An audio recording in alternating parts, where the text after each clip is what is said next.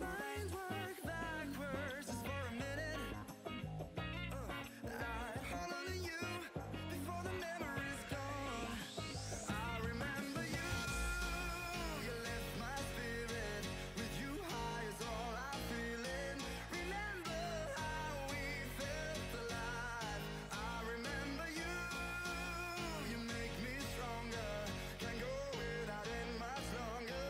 Remember, remember.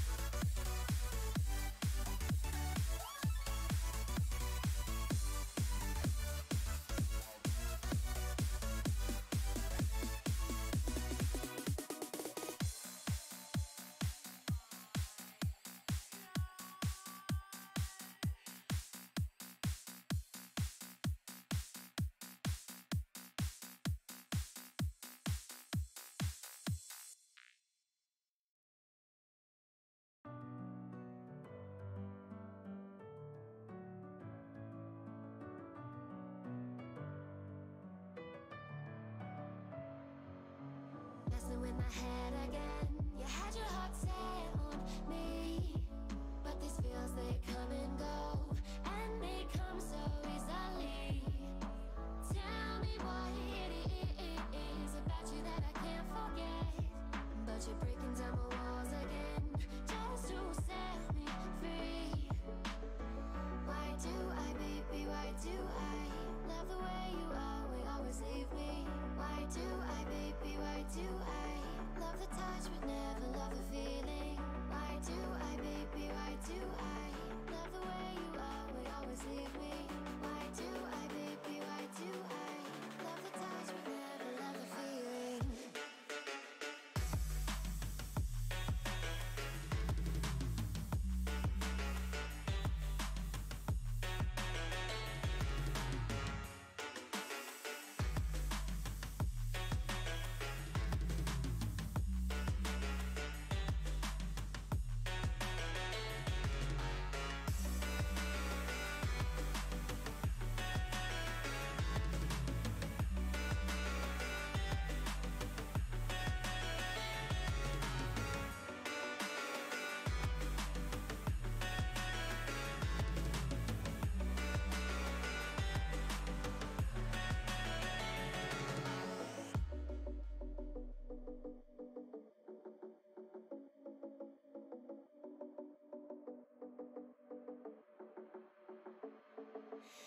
Staying up when I go out, you gotta know I'm all yours.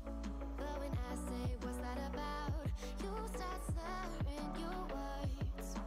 Tell me why you have to seem so distant when I'm holding you. Your fingertips are drifting away, and I fucking love how it hurts. Why do I, baby, why do I love the way you always leave me? Why do I, baby, why do I love the touch but never love the feeling? Why do I, baby, why do I love the way you always leave me? Why do I, baby, why do I love the touch but never love the feeling? Why do I, baby, why do I? Why do I, baby, why do I? Why do I, baby, why do I love the touch but never love the feeling?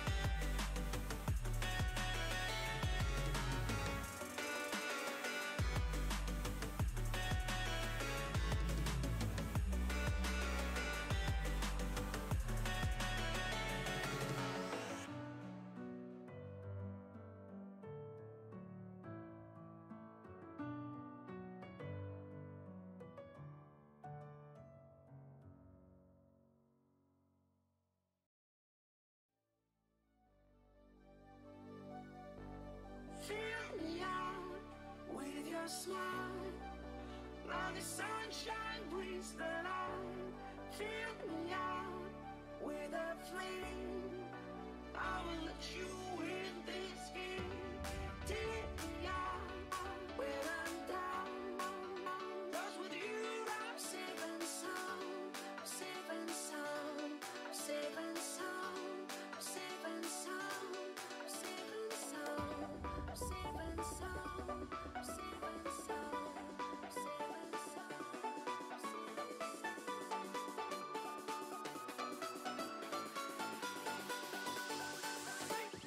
sound.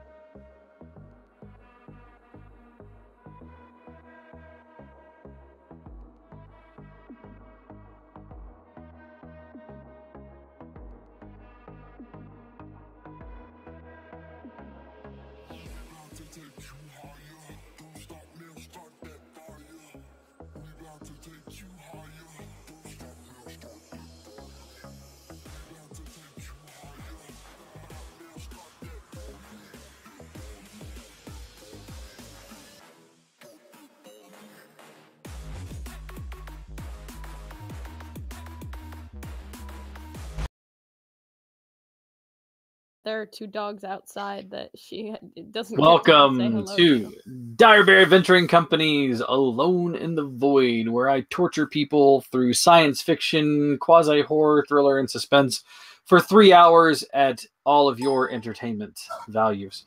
I am the Void, a.k.a. Captain Sack, a.k.a. Heath, a.k.a. the Dire Bear GM, a.k.a. a lot of other names in probably multiple states where warrants may be out for my arrest. I cannot speak on those. My lawyer is not present. Tonight with us, as always, we have Atlas, who is playing Tane, and Maddie, who is playing Nara, Jason, who is playing Skippy, and V, who is playing Quentin. Our captain, Jack, Captain Marilyn Foster, played by Jack, will be here soon. And unfortunately, tonight, due to conflicting schedules, our science bro, Nain, played by Pelka, will not be able to join us. Unfortunately, life gets in the way. Who But are we sometimes without our science? life has a way of, working out. So when we last left off, we sent the crew, all but one, to a distant planet where they found that the inhabitants of there had an advanced civilization, advanced enough to have recorded history, buildings, cityscapes, and things like that. However, they did not find any of the inhabitants. What they did find, however, were more clues to a mystery about what the Tritomus might be. Also, excuse me, that he is one aspect of a triumvirate, or three-part, that he has others, and we learned their names, Polynus and Uridan, and we learned that Polynus had made his way to this planet. He embodies the competitive nature within most societies, that advancement is driven through competition, not necessarily war, although that is one part of it, but that there is the competitive nature within every race that drives them forward to be better than someone else, to strive to be better than what they as a society were before, both healthy and unhealthy. And they saw a mural where he was worshipped as a godhead of some sort. They then made their way to a city where they found what appeared to be a knowledge repository of some sort, like a giant library. Spindles made of some crystalline glass or material. Some crystalline glass or material of some sort. They inserted one into what would appear to be like a view screen, but unfortunately nothing happened. That warranted them checking out some of the back rooms of this large building, where they found a switch, a set of power switches that actually operated and turned on. Where they found some little critters. Large eyes, big rodent-sized things like smallish raccoons, big rodent-like teeth. Like a cross between a slow loris with the giant eyeballs and a nutria with the giant rodent teeth. Several of them, and while they didn't seem to be posing any threat, whenever they started to come together in numbers, the crew quickly realized that they were ill-equipped to deal with rodentia, ROUSs, and so they decided to dip out of the room and back to where they left Tritomus and the Praetor in the main lobby or hall. When they exited, they found a creature standing much taller than they are as humans, with multiple limbs, looking like one of the inhabitants of this place that they saw on the mural. Resting on thick legs, with his lower limbs stretching long and down like a gorilla, he was able to rest on his knuckles, and his other arms are folded, watching the crew as they come out. Meanwhile, another whole planet away, our doctor, Dr. Morrison, is dealing with a whole other issue on and of her own. As a fever, an illness, has taken over a lot of the colonists. A racking cough, a fever, and they're not sure what's causing it, but it is starting to elicit feelings of ostracization within the colonists, as those who cough even for the slightest of offenses are quickly shipped to the medical bay, which is starting to get a bit full. Dr. Morrison and her crew are dealing with it as best they can, but it's an alien planet, alien bacteria and viruses. So they don't know if they're going to be able to overcome this or what toll it's going to take. Currently, there's no deaths, but there are several people who are quite ill.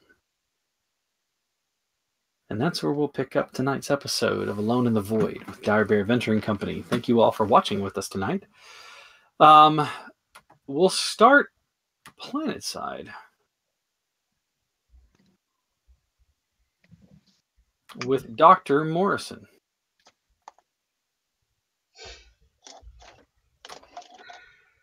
Your people are growing ill.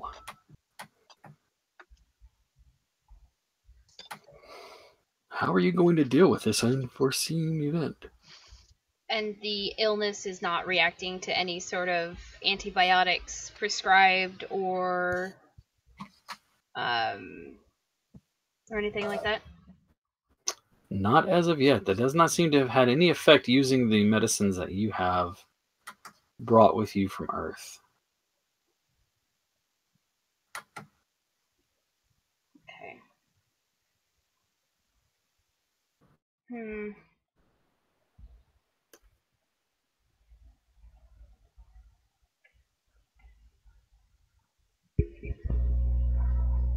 Well, I'm going to, since I'm now infected, I'm going to take a sample of my own blood and Okay. see what I can glean from such information.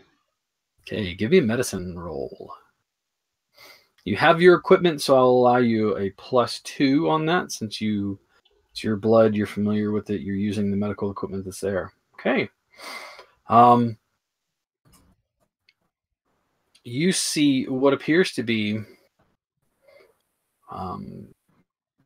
a virus that is attacking the it's isolated to the respiratory, tracking it down over time so that way we can get the medical part of this, because I don't want anybody to harangue me. Using your blood, you can see that is attacking not necessarily the immune system so much to say, but as you track it down and watching it, knowing what you know, you can see that it's isolated to the respiratory system. So it's like consumption.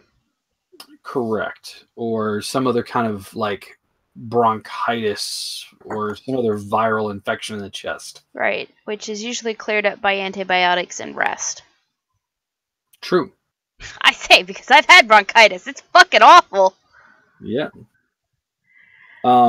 Nobody's died yet of it, right? No one has died. Everybody is there. Has anybody recovered? Not as of yet. Okay. You currently have, I think, including you, what did I say, 17? I think 17 cases total. Okay. Including yourself, 17 cases of this happening. The fever is a low-grade fever. Rarely is it breaking 100, but it's usually hovering right around there. Your immediate thought is that it is not life-threatening, but it is uncomfortable, and if it's carried on for a long period of time, you're worried about the damage to the immune system, especially on an alien planet, and what might occur if it is not treated properly. Okay. But currently, the virus that you're looking at, the assembly of it is not known to you, but the protein base that it's made from, with proper time, you could probably derive what it's made from, but it's going to take you time just to kind of break it down, separate it out, determine the basic functions of it, and things like that. Okay. Then I'm going to set a couple of my people onto that task. All right. Delegate that work. You have a crew of 20, so you have some that are setting up on that task, and they are diligently working away at it, using your sample and some of the samples from the other individuals for their blood. I'm also going to go ask I'm going to go talk to the 16 cases, because I know where I contracted it from, and ask them what they were doing before they started to feel ill. Okay. Asking around, you learned that some of them were working farmlands. They were getting the farmlands going, specifically with the large implements of tilling and disturbing the dirt. There are 7 cases of those of individuals who are working the ground, tilling the dirt. You speak to another who was using potting local plant, like apothecary work, like stuff localized in small pots, not big farm equipment. Another one that you talked to was on building duty. They were setting foundations and things like that. So you talked to the 7 that were working. 7. That's 7, y'all. that's 7. The 7 that you were talking to working the farm. There was one that was working like her own plants, potting plants and things like that. 5 more making up the let's see, 7, 8. The rest of them, the other, that's 12. So sorry, I'm doing math in my head. 4 of them were working on building materials, so they were laying foundations for putting the buildings up. But they were all working with the dirt. That's what you're starting to gather, is that they were all working with the soil. Okay. I am going to direct part of my medical team to, in suits, go collect samples of the dirt and see if we can't localize and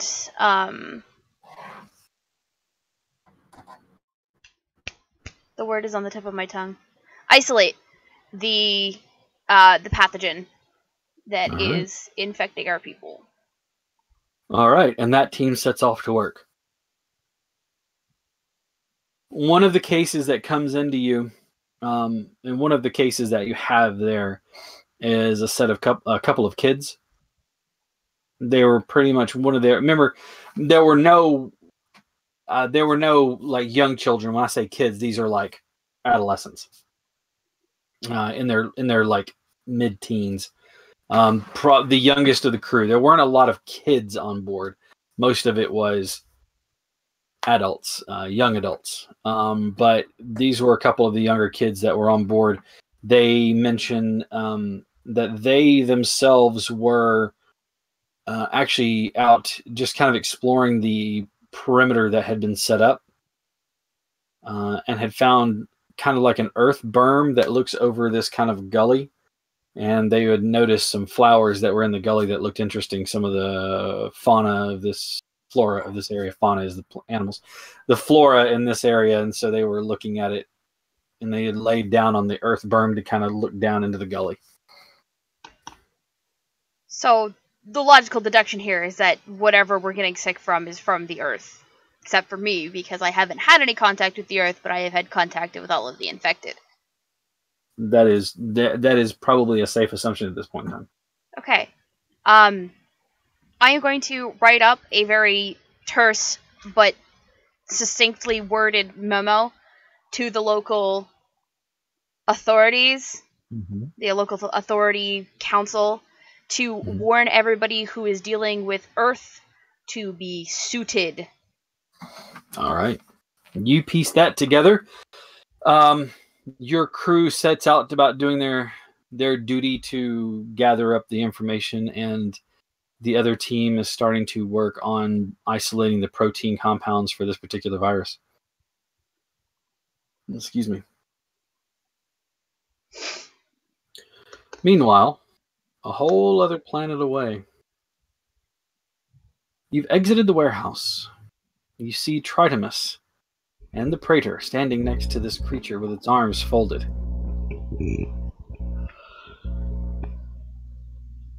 What are you doing? Screaming immediately. Just the captain breaks out into just a splitting scream. No, oof.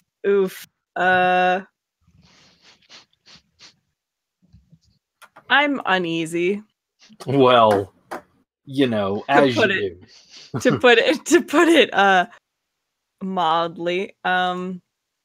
It does not have anything in its hands that appear to be like a weapon or even like a walking stick or anything else like that. It's just standing there with its arms, a set folded here, a set folded just below there, kind of like this, and then the other two are just resting on the ground with its legs. I lost your cam. Hold on, but I think I'll it's be a right back. connection issue on Cap's end. Yeah, I Because refreshed my thing. I keep losing Cap as well. Yeah, I've got most of you. I don't have Jason or V. I know. I want to see your lovely faces. Hey, I see your face. I don't see Jason. But Yeah, I've lost him now too. rip us. I don't see you either. I've got everybody but Heath. I'll be in a second, I'm sure. I God currently dang. have everybody. And that's what's really important. At the end of the day, the streamer has everybody. Right. Anyway, except for it's like how large- many hands it can to strangle me. Okay. Yeah, it's got you lose count when you get to toes. You see that it has 6 arms, 2 legs. 6 hands capable of strangling. Perfect. At One least for- 3 of us. And this thing is Or organic. One per- Or gently One per holding member. you and telling you all the good things about you. It's the So- most odd thing. It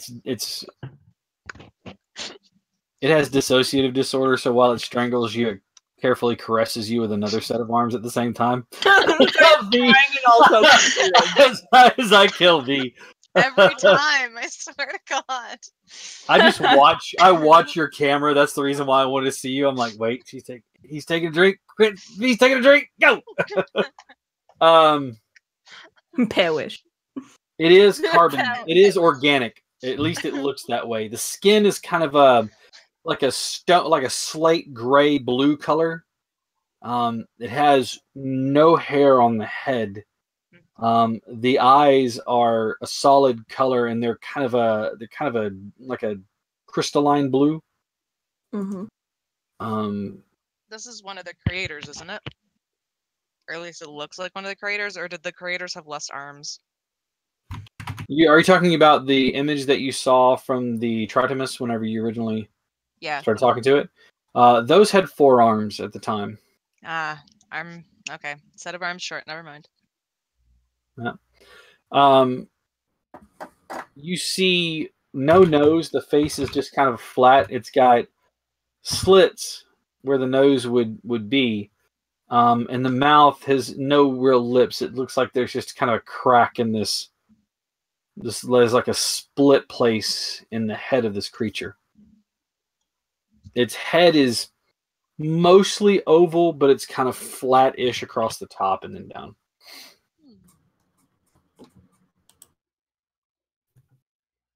And no lids that you can see. No eyelids. Ew. Constantly rub his eyes. It's got a big bottle. It's got 6 bottles of Visine. Always. That's what a set of arms are for, just rubbing at his eyes. That's what that lower set is for. No, it just has those creepy reptilian lid things. Ooh. Yeah. Those are- Just this. Sticks his tongue out and licks an eyelid. Keep it That's moistened. fucking gross. Okay.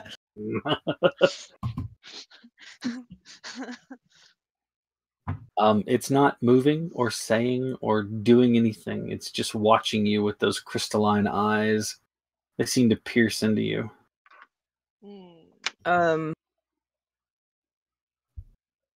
Okay. Well, that's an ugly bastard.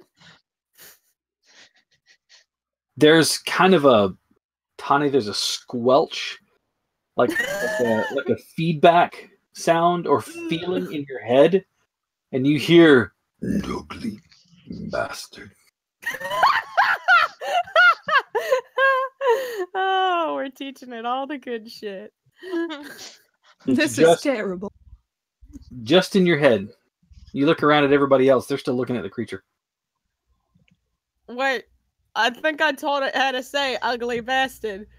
Quick, someone say something else funny. Let's see.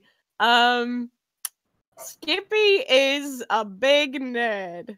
There we go. Try that one. It doesn't have eyelids or eyebrows, but it tilts its head and you watch as the mouth kind of stretches out a little bit. You get the succinct feeling that it is like looking at you going, what? What? What? Tane is scared out of his fucking mind, but he's making jokes because that's what you do. That's how you do. Hello.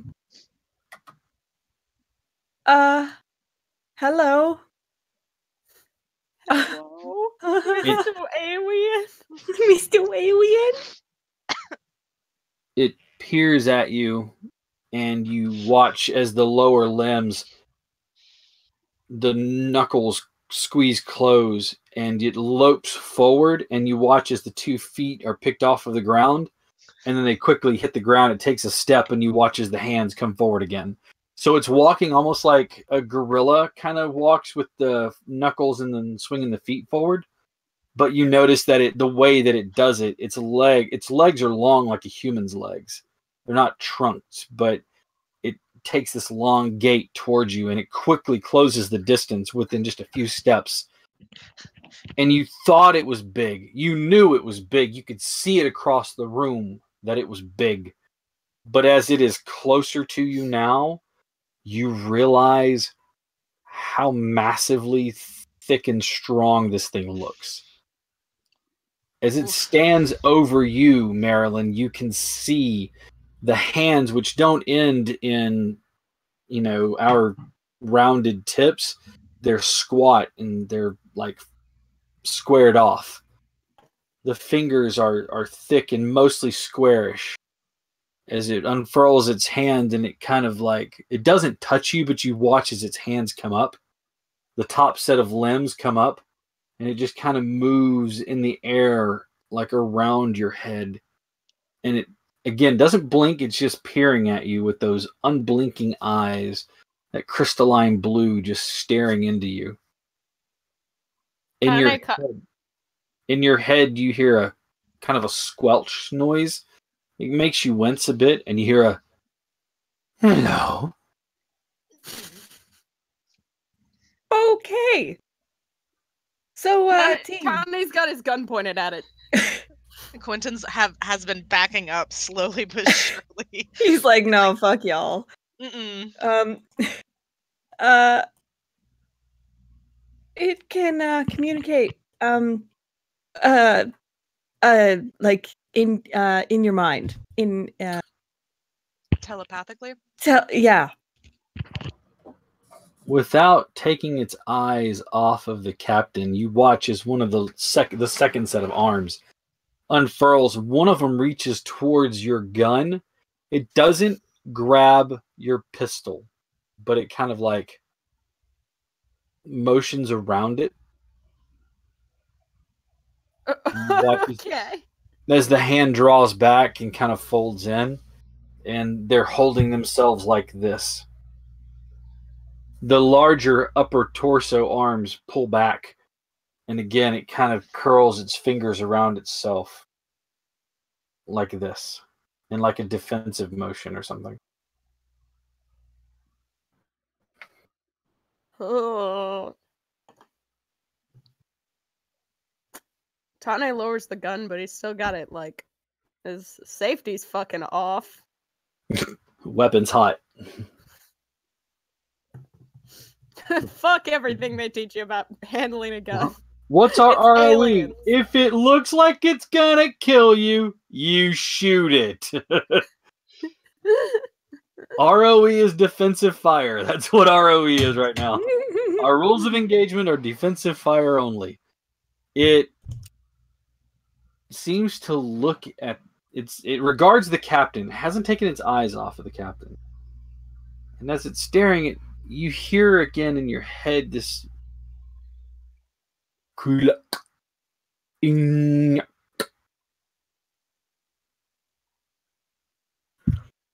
I'm sorry, what?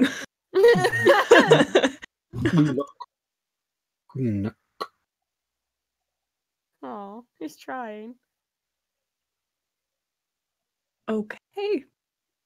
It looks back over its shoulder at Tritimus. Tritimus, who has been still until this point, strides forward next to it. It turns the blank mask of a face towards the creature, and you don't hear any exchange, but you get the idea that there's information being passed between the two of them. It motions towards the Tritimus motions towards the captain. You watch as the creature takes his hands and moves him from that defensive position, and then like taps its heart or taps over its chest, like in the middle, not over here, but in the middle, and then takes the middle set of arms and the lower set of arms and goes all the way to the ground with them. He bends at a weird angle, like this, so that the lower part of the body is like bent downward or pressed to the ground, but the upper half of the torso and the two upper arms are kind of still facing your direction upright. And it puts its hand over the middle of its chest. Okay. It then comes and rises up to its full height. Looking at it, it's nearly almost 8 feet tall if it's not 8 feet tall altogether. Tritimus turns and looks at you and says, "According to the reaction that we've just saw, I believe that I introduced you properly as their chieftain or leader. Either way, he was paying respect to you in your position of honor." Ah, well, thank you. The nuances of a language that's spoken only through mental capacity are quite interesting. I haven't gotten the full extent of the language, but I'm getting there.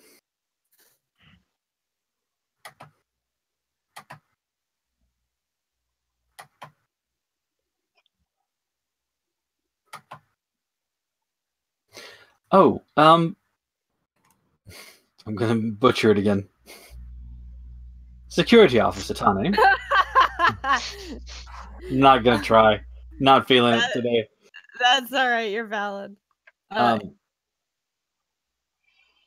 He sensed that what you had in your hand was a weapon of some sort. Good thing he's smart enough to know that.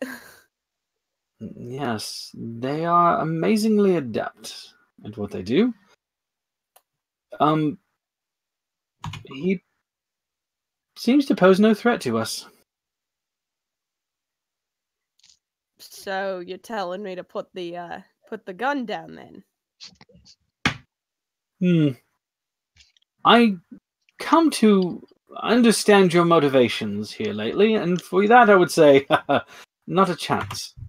I don't believe you feel comfortable holstering your weapon, and I don't believe you would take the order from me anyways. So, very glad we could come to an agreement.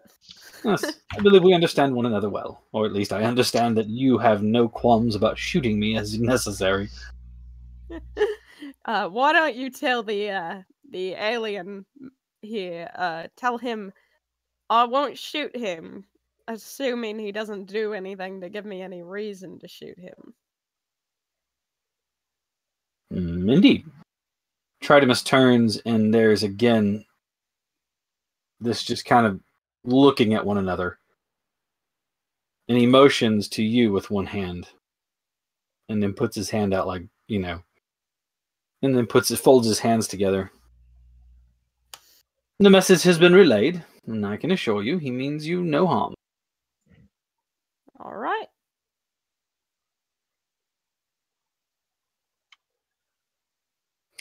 I believe the language might be beyond your capability. Something about the shape of your mouths.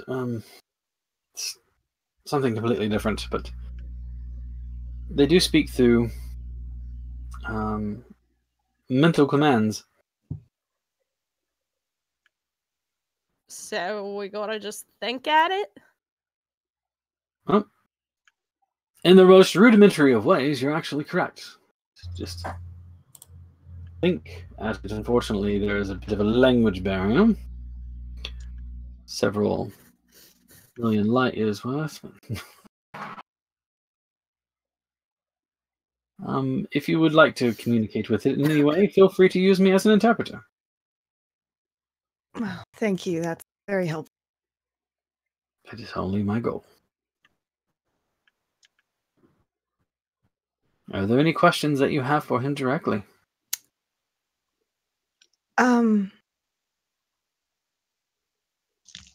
Does he live here, or? Jason, what did you ask?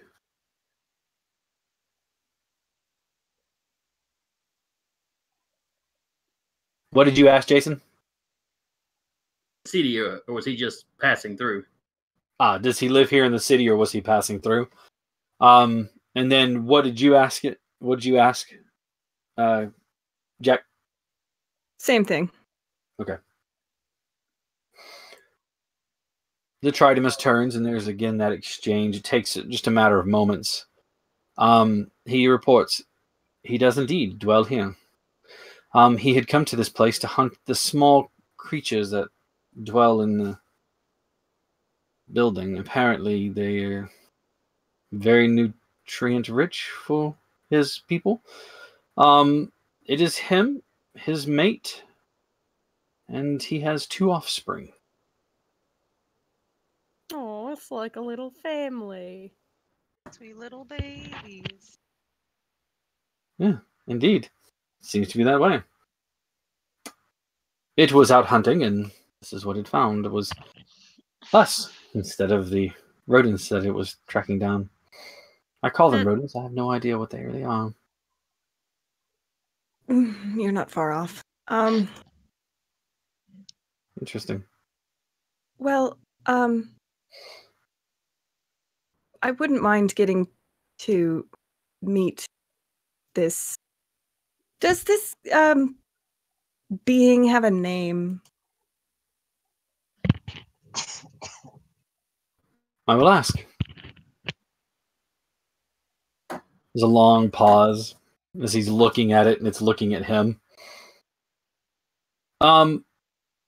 Looking at the 2 of them and their interaction, even though it towers over the Tridemus, you get a sense of some sort of reverence for Tridemus from this creature. He doesn't bow like he bowed to you, but you've only seen him for a little bit, but there's something, maybe it's the creature you don't know. You don't have a whole lot of interaction. As a matter of fact, about 5 minutes. But there's something about the way that it's holding its arms, and it's something about the way that it was holding them whenever you first walked in to now, and the difference whenever it was holding them talking to you versus talking to Tridemus or communicating with Tridemus. It seems to be there's a different posture about it. You're not sure if it's reverence or if it's he's beneath him, so he holds that, but there's a different posture when communicating with Tridemus than when communicating with you. Tridemus turns and says, His name, you're not really one that you can pronounce. It's outside of, again, skill set. So we had a small communication, and the Tridemus gives a chuckle, and then puts his hand up and does a very human. He said to refer to him as Matthew. Okay. Sure. His name's Matthew. Tridemus has no face, but you're pretty sure he's smiling. Sure. Well, I It was wouldn't. the closest approximation that I could come up with that you could say. That's fair. So, is Matthew's family far from here, or? No, from what I gathered, it's not far at all. Well, once he's done hunting, I wouldn't mind meeting more of these life forms. I agree. They are an interesting breed, aren't they? Mm-hmm. This is how you get infected and die. I know, bitch. You're not here. I know, bitch. You're already infected and dying, so like Pot calling kettle much? We make our own death decisions here. I wasn't playing in the dirt! Yeah, you just weren't wearing your PPE. Now look what happened. You inherited the disease. We were born into it. I fucking love it. We're tricked into it. So you allow Matthew to Yes. go about his business. Okay. Just like Yes. I mean, he's got a family to feed. Far be it from me to keep him from hunting down demon squirrels.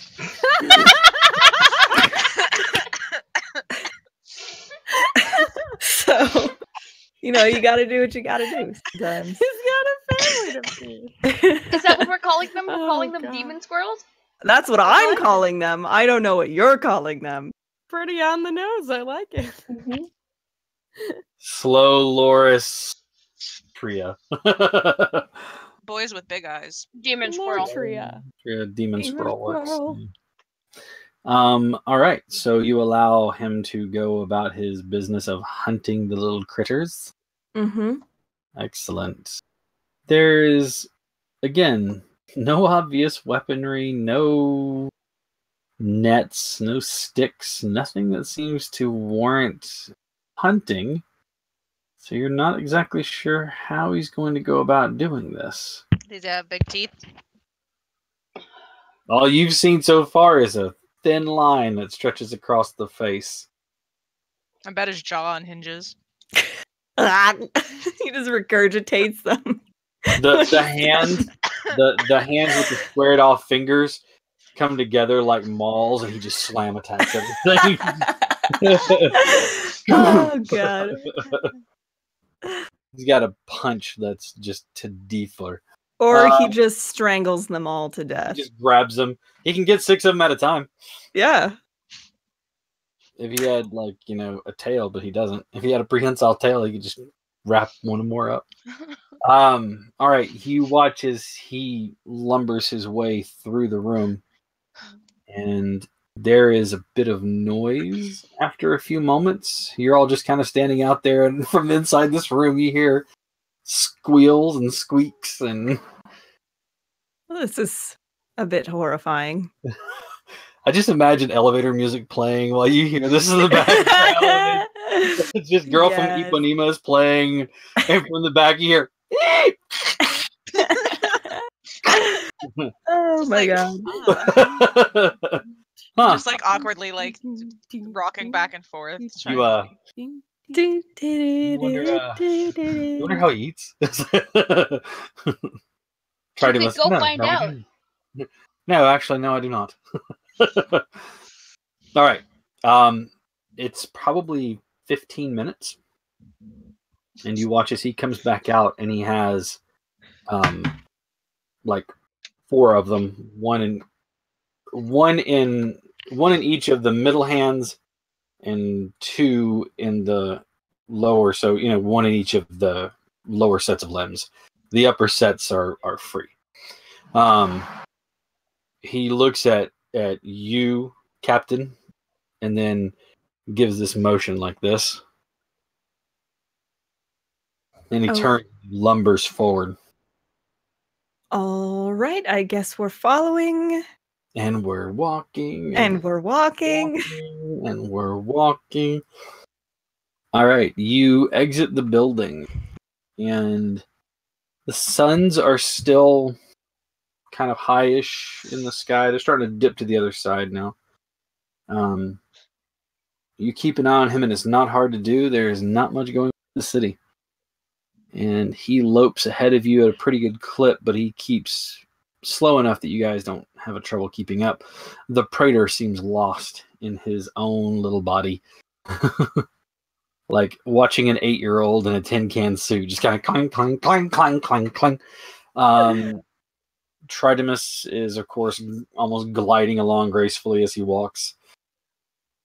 The crew themselves are just kind of following along. Is there anything that you would like to look for or do, or anything as you go?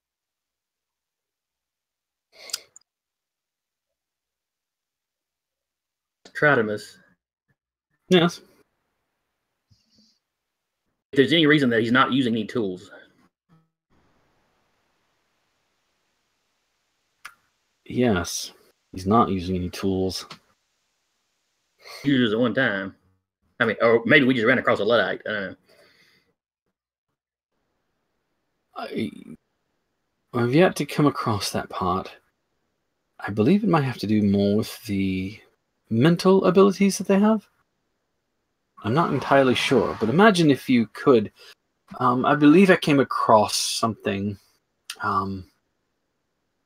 in your knowledge repository that the Praetor had about a fish that could shoot a dart of water at a bug, knocking it from the branch and making it easy prey for the fish.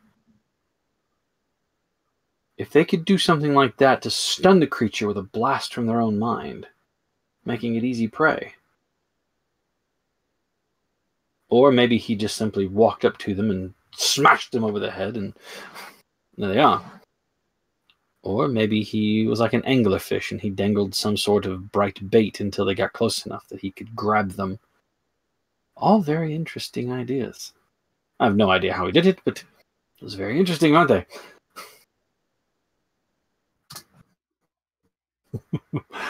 Yeah. Skippy's like, I don't think I want to know the answer anymore. You know what? Forget I asked. Forewarned is forewarned. I could ask him, of course, if you'd like. As long as you don't ask Well, for a it's so cool that you- demonstration, maybe? Certainly. Mm. Tridemus kind of moves at a bit moves a bit faster to get near him. They're walking, and you can see them kind of looking back and forth and looking up and looking back and forth at one another. And then you watch as the Tridemus drops back. So, you see how quickly he's moving. He says that he is actually slowing down quite a bit for you all. Apparently, the rate at which he can move is alarmingly quick. He does not use any tools to hunt with.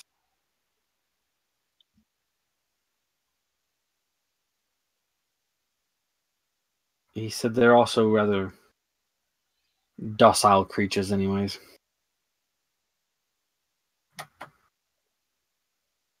Well, that's good.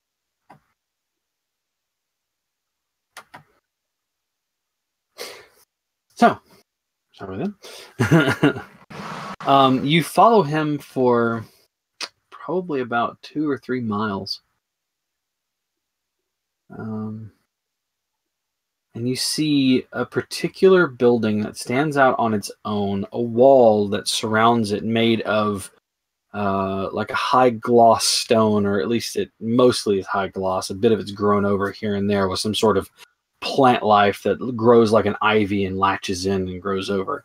The wall itself is probably about 20 feet high, and you can see a large iron or a large metal gate that kind of blocks the entrance. It's currently kind of open, and you can see that the doors wouldn't move really well. They've been untended for a long enough time that they are no longer usable for blocking, but you watch as he slips between the opening and the gate and into the building. As you get closer, it's one of the first times that you've seen anything that resembles glass. This building actually has glass-like structures. They're made of some sort of crystal material, and they are thick and polished highly, and you can see that they're very clean. The building itself is made from more of that kind of white stone, and the style of the entryways still resembles that rounded edges. And here you can see a thin sheen in front of you that covers the door. You're not quite sure what it is. Every once in a while, with the way it works, it looks like water or like some sort of ripple effect in there. Like, have you ever seen water flowing from one of those the ball fountains that it covers the ball, so it has like this sheen around the ball, but it's actually the water, and you can actually like touch it and interrupt the flow. It looks like that, but just in the open area in front of you. As he gets closer, you watch as he stops for a second, and then the sheen or the little curtain of whatever it is parts and kind of dissipates. He stands at the entranceway and holds his hand out and then motions you like this. And he goes inside. Okay. I'll follow and kind of look behind me, make sure people are following me. I don't know. Is everybody following? Yeah. Don't leave me here. Captain, don't screw it up. Directly behind Tane. My mic is It's like a conga line. It's like a Yeah. conga line, but the person leading is Captain Jack. Captain Maryland. Just Captain Jack. please, yeah, I'm gonna do that from now on. It's just God damn it. Please don't get us killed here. Please don't get us here. You know I'm gonna. I love dying and being dead. You enter, and the building itself, and it's, you guys have your suits on, so you're not really aware of the temperature outside, other than what you kind of get an idea of here and there. But you get the idea that it's comfortable inside of this building. And as the last of you makes your way into the building, there's a whoom sound, and you watch as that curtain of whatever it is covers the entranceway once again. Okay. Trapping you inside. Forever. And that's the last we heard of the crew. Oh God. Well, it was nice knowing everybody. It was an honor playing with you all.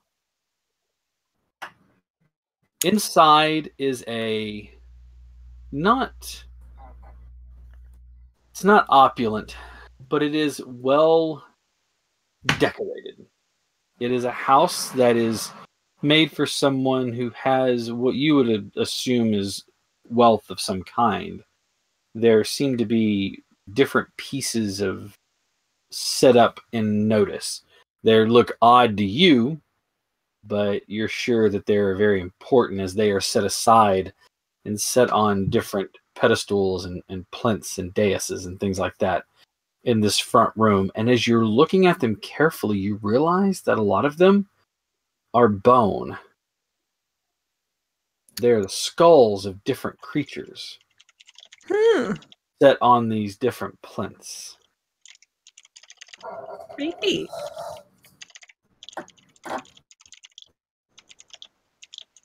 As you are entering the room, it is very tall ceilings, like 16 foot high. And again, there's multiple stories to this building. And as you walk in, you don't hear a sound, but all of a sudden, all of you are pressed. Your brains are pressed like a sound or a feeling, a noise, and it's jubilation and excitement. That's the kids, isn't it? And for a second, you can't help it, but you kind of get giddy and excited as you watch two of these creatures, smaller in stature. They're each standing at about 6 feet tall. Come barreling around the corner. One of them catches the wall with all of his hands and feet and pushes himself off and flies like a missile. I mean, it is lightning quick. And you watch as Matthew catches him in all of his, or catches the kid in all of its arms. You watch as their foreheads touch for a second. And then the younger one's face, pushes up against Matthew and then moves his face down to his chest. You watch as the other one, which came into the room lightning fast as well. When I say lightning fast, I mean it was a blur of color into the room. And it stops for a second. And you watch as it points its right appendage on the top and the middle one at you all. Dad brought home something fucking weird. The feeling of excitement and jubilation is replaced by abject horror and fear, to the point where you all feel sick to your stomachs. No. You watch as the big guy, or whatever his name is, whatever he is, puts his hand out and touches the small one on the head. And there's a moment that feeling of terror and revulsion and horror passes over you all, and it's replaced by curiosity and inquisitiveness that almost overwhelms you all. It's one of those things where you can't control what you're feeling, but it's abject curiosity about everything. Like, as curious as you are about these things, it is now 10 times as curious, or I should say 2 times as curious, because you have both of them just inundating you and flooding you with no control. They do not have the control that the older ones do. Okay. What to process? They've just evolved to work more efficiently. That's what it is. You watch as now another one of these creatures lopes into the room slowly. Where Matthew has that slate gray blue skin, this one is gray and white of crushed stone. The eyes are dull. They don't appear to be bright and shining like Matthew. It moves quicker than you guys do, but still seems much slower than even Matthew and the 2 younger ones. There's a moment when it stops, when it recognizes that there is something in this room that doesn't belong. V, where is Quentin standing in regards to everyone?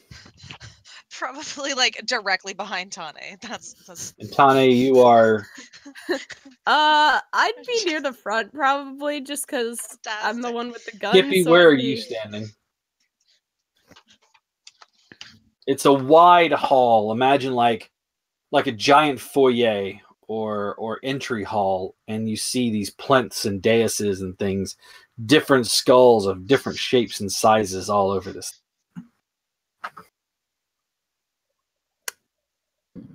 And Captain, where are you? Up front? Yeah, I'm up front. Hopefully with Tane close by, because I'm kind of low-key shitting my pants. Did you wear the brown NEEC standard Regular The issue correct pants. pants. Yes. The brown ones. I always put the brown pants on. For Always when I'm doing with the brown exploration. pants. Yeah. All right. Who is at the rear of the group? Let me ask you that. Medic. Well, the medic's not on the planet. Oh, that's right. You're a medic that you have. Did Oh. we leave the medic on the ship or no? Our general issue medic. Yeah, the red shirt medic. All right. Skippy.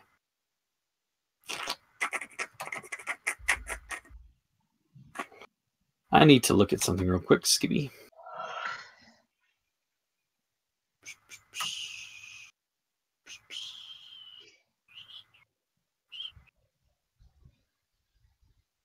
Roll. Sweet Jesus. Okay. Give me just a straight intellect roll.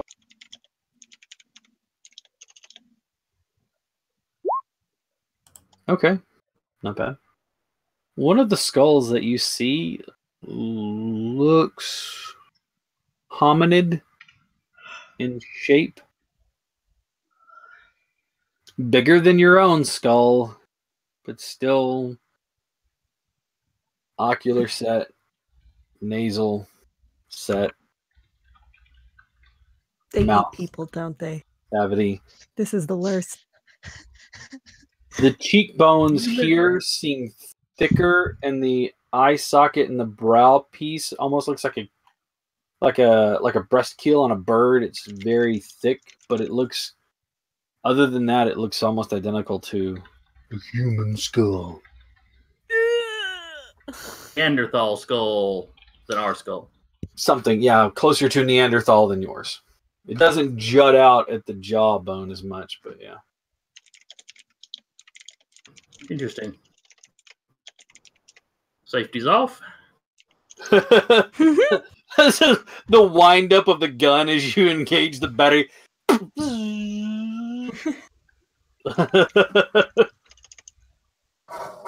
Just a moment. Does it look old?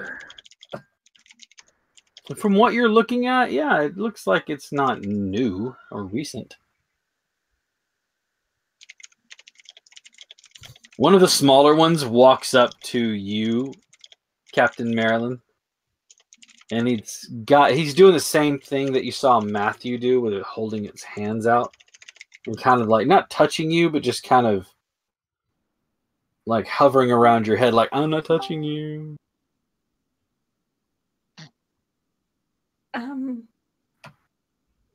Stop that, please.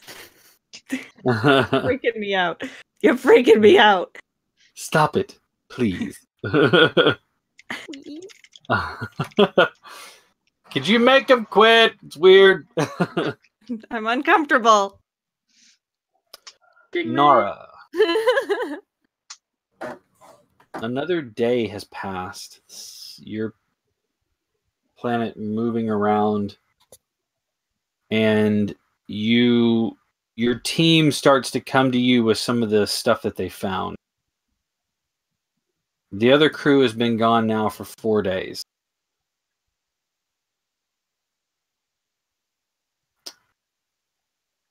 You're starting to get a little concerned.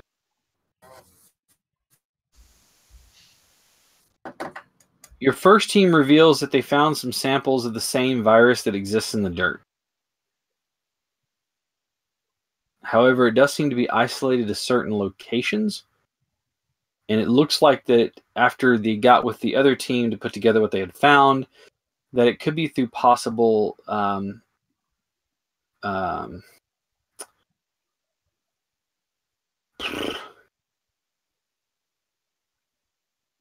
protein breakdown that's formed with decay and the plant matter decay that gives rise to the protein compound that builds these things up. They've isolated it to not the exact same protein that they find on Earth in certain viruses, but very similar to. And so they think that they can possibly, you as a team, engineer something that would work as an antivirus.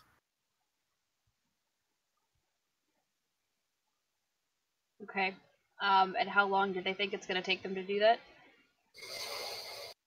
At the rate that they've been gathering the data, and because it is such a small population, they have a lot of test samples, they could probably have something within a couple, 3 days.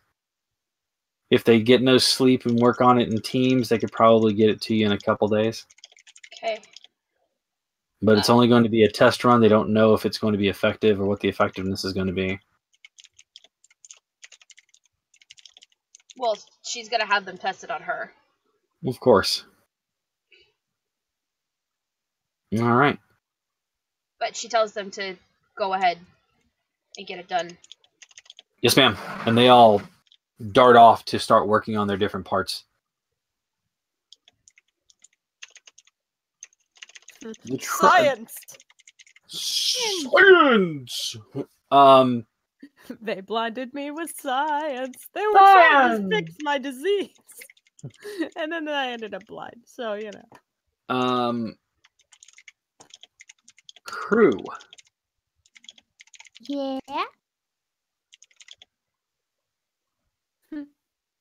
Yeah. Yeah. The gray, granite-skinned one pushes past Matthew and looms over you. You watch as the hands are not raised in defensive.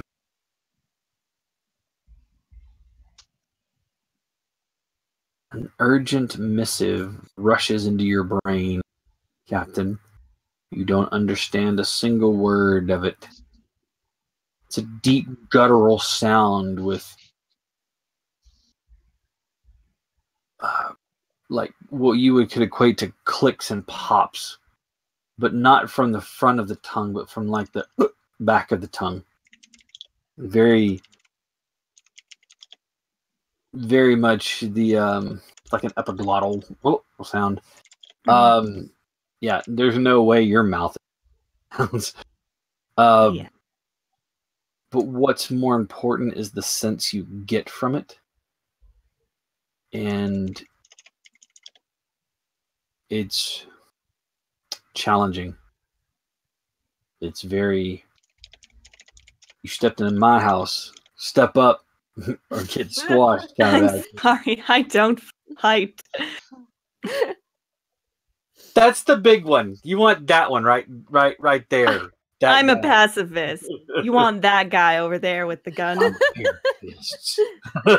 You're a pacifist. I'm a parafist. All right. You can use that Atlas because I know you would. It sounds like a very Atlas thing to say. Like, oh hell yeah! Literally. Oh my god.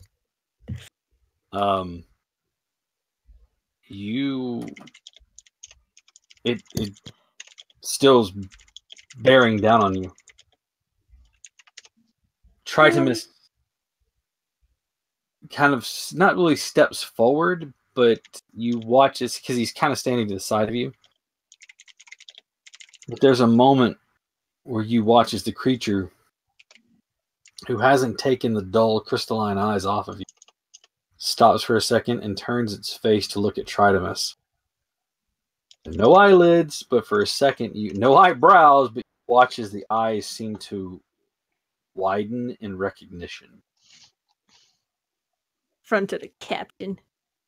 You sucker. And then you watch as that same pose that you saw, arms crossed, the second set clasped, the last set on the ground with its legs. This creature assumes that same stance as it's looking at Tridemus. Hey.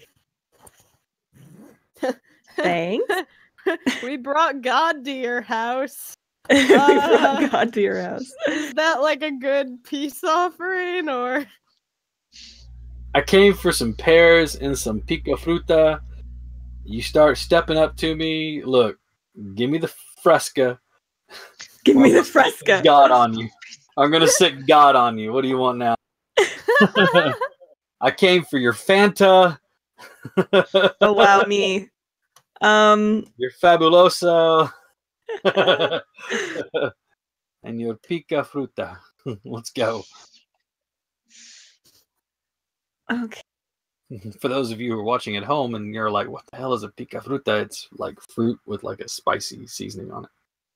So delicious. Es tan delicioso, sí. See. Nom nom nom nom nom. Delicioso. You Americans get all the good food. What the fuck? Not even American. Yeah, it's Mexican, It's homie. Mexican. Yeah, but Mexico's a lot closer to you than it is to me. Yeah, well, there are some people in our country who wish it weren't, because they're assholes. Anyway. Well, you know what?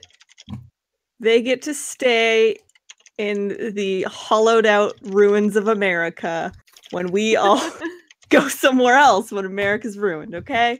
So You, I've already come to the agreement, if it weren't for the fact that the three of you are living proof that Canada isn't real.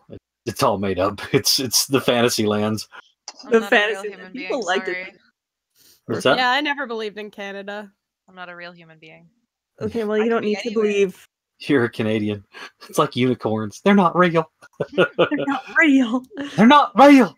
My mom always told me Canada's real, and Canada comes on the 25th of December and puts presents under your tree, eh? I never believed. Surprise, I know exactly what all you I guys fucking hate you. When I was in second grade, the kids all ruined the secret for me. Some older kid said, "You know, Canada's not real, right?" And I've never been the same. Are you sure Ruined that's everything. Canada that they're referring to? Yeah. I'm positive. There's definitely an "an" and an in there somewhere. I can just picture a big like maple leaf like. Are you busting sure into there your wasn't house and, like, a throwing "sa" and a presents at "ta" in tree? there as well? It was Listen, I know what definitely I not Santa. Like Santa. I know what I Oh, heard. no, Santa's real. I don't know what the fuck y'all are talking about. He's at the mall. He's Which at the mall? mall. All of I them. He's there every year. My mom is best friends with him. I've sat on his lap as a kid, right? Huh? Yes. Yes. Why did you fuck my mom, Santa Claus? Oh my Boom. god. Wow, that's way more revealing than what we really need. No, it's always sunny, which is what Yes, you I love expect. It's Always Sunny. I love you guys so Anyway, much. What the fuck? Monopoly money and Canadian money. Is there really any difference? Actually, ours is a lot more durable now, Ours has value. in Also, this ours has world. value. and it also Smells- melts. And it smells like maple syrup. That's a myth. It definitely smells like hobo hand. Plastic. It is waterproof though. And maple syrup proof. If you pour maple syrup on it, it beads up and Anything rolls can off. smell like maple syrup if you dip it in maple syrup. I've already offered to yes. pay Jack in jars of maple syrup, but I was refused. I do. Yeah, I That's do a not. saturated market. What the fuck are you like? No. Literally. Sorry, that's Canadian currency only. We can only do Canadian to Canadian. We can't. What are you doing with all of these jars of syrup theory? Nothing. By Officer, the nothing. way, no country can have snow right now if you're in the northern hemisphere. I'm just saying. I don't have. I do. I have so Jack much has snow dude. in I have like Alberta. 40 See? centimeters. Oh. It's the beginning of October and Jack has snow. You can I want keep to that. die. That's for you. Like I'd say low key, but it's actually high key. I want a high key die. Alberta, Alaska, British Columbia, British Columbia. British Columbia. What I love the fact is that you're not even like that far north. You're like, is it just mountainous where you are? What is the deal? It is Are you actually. We're is like your an hour away elevation, from the like, Rockies. 12,000 feet. We're an hour away from the Rockies, so like Oh, technically, okay, yeah. All right, so Mm. you guys know, and we're way off track here right now. I know, but I don't care. Yeah. You know what? We're having fun. I love these guys, and that's all that matters. Who's Rest of you watching? Fish I think right off. it's us that are in the Us. chat anyway. We This is Hi, our notification. Josh. Hello, us. Hi, us. And Thanks one for guy watching. who's like, I just turned it on. It's Josh. Actually, It's my if there's DM. one I guy love there, him. it's gonna be Warhawk from our Destiny 2 server because I was talking to him about it before we started They're session. There are a total of 5 viewers, so I know Hi, that. Josh. Hi, Josh. I'm gonna keep saying it because I know he's there. I have one friend that always tuned in. Now he's just like, I gotta work until 11. And I'm like, okay, I guess. Fine, I guess. I mean, I guess you need to work for Was a that living Chris? to survive. I'm one, yay. Was that Chris? Yeah. Actually, technically, I had 2 people that watched then. Josh just All of my messaged me. friends- Yes, I am here. Yeet. Well, welcome everyone, and Thanks for especially tuning in to our Josh. dumb shit. Especially Josh. Josh. This episode Josh, is dedicated to we Josh. dedicate this episode to you. Did we name that? Did we name our medical officer? Is this just gonna how it's gonna go now? Hmm That's Josh. Yeah, our red shirt medic is Josh. We I cannot let mean, him you're die. still alive. He's a We'll precious protect you for with your now. life. It's He fine. cannot die. For now. We have to return him back so that Nara can check him over and go, Josh, are you okay? My God, Smooshes his face. Are you okay?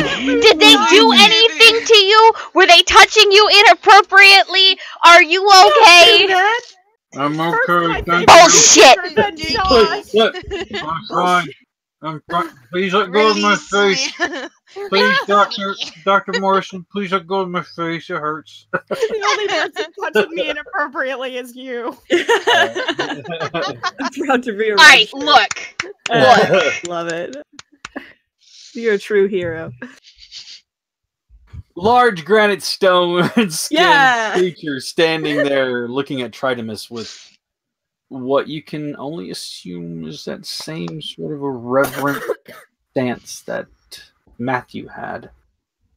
Tridemus turns to you, Captain, and says,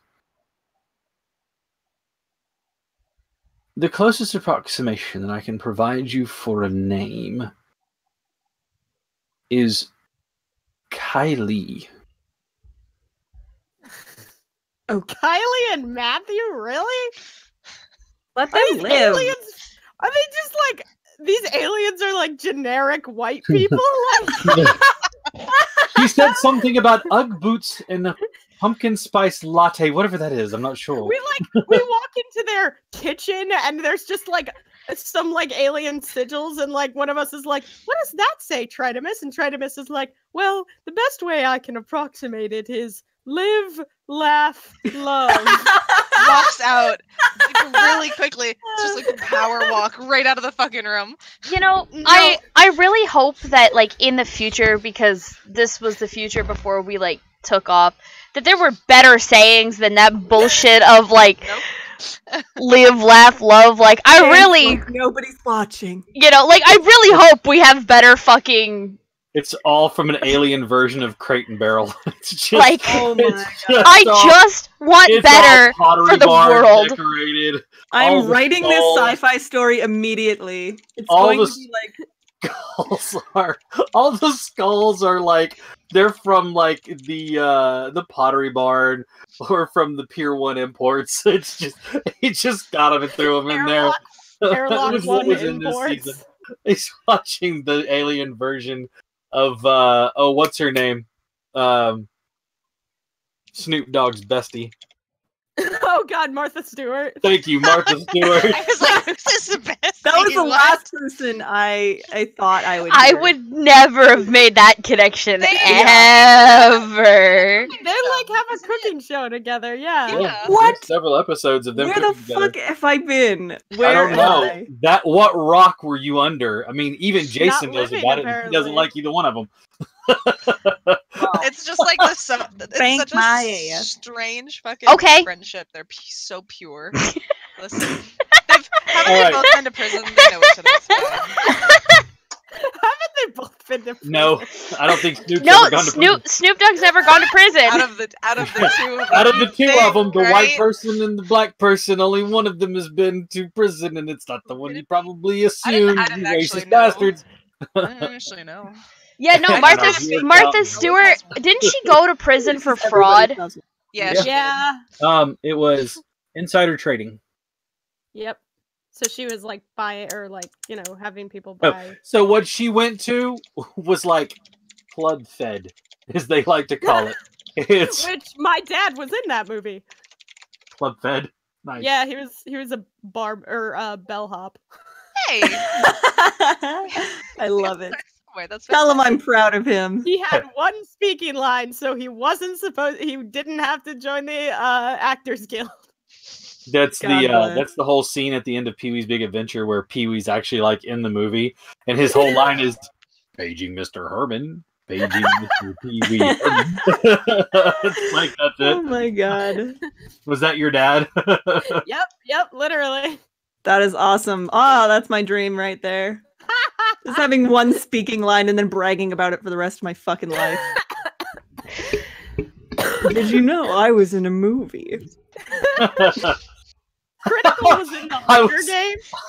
I was Yeah, in but see, Ford. I was the I guy get on to the say- bicycle in the backdrop Yeah. that you See, drove by. the thing is I get to say that I was in a movie with more than one speaking line because I was one of the main actresses. Yeah. No. Aspire higher, Jack. You have an IMDb entry. Listen, I do! honey, I do. I starred in have an my own independent horror IMDb film, page. And Alright. when I watched it during its premiere, I have never cringed so hard in my life at my acting ability that it's It's physically painful. I I part know. of me died that day, to be completely honest. Which reminds me, don't let me forget to send you guys something I made in 8th grade. Anyways. Sweet. That was a dancing plate. Poor Yeah. Jason, I'm so sorry. You're just sitting over there quietly, patiently. Just like we It's can. like once we get our fucking shit together. I can only hear about every other word y'all are saying. So Oh. Oh, that just makes it Alright. more interesting. something about acting. I heard Pee Wee. I don't know. Tridemus explains that the way that their language is formed, of course, it's all through there, but it's, like I said, it's in the closest approximation translated from where they are to where you are in a more rudimentary style language. It's the best approximation that I can give you. I'm not sure quite why Captain is laughing about the names, or why Security Officer Tani finds them so amusing. But anyways, apparently, Kylie is the head of the household, if you Ah. Matthew is a subordinate. The two younger ones have yet to be named. Oh.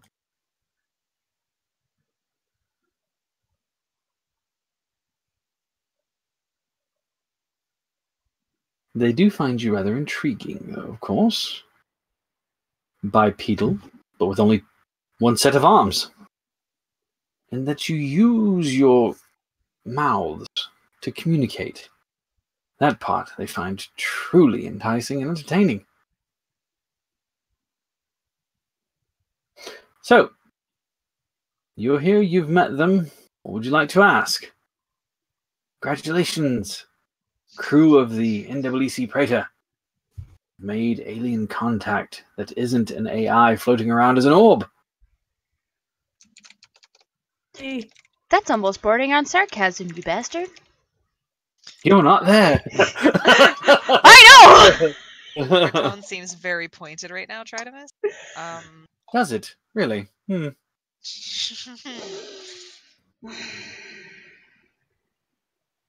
I didn't get that far. So, anybody else got any questions you want to ask?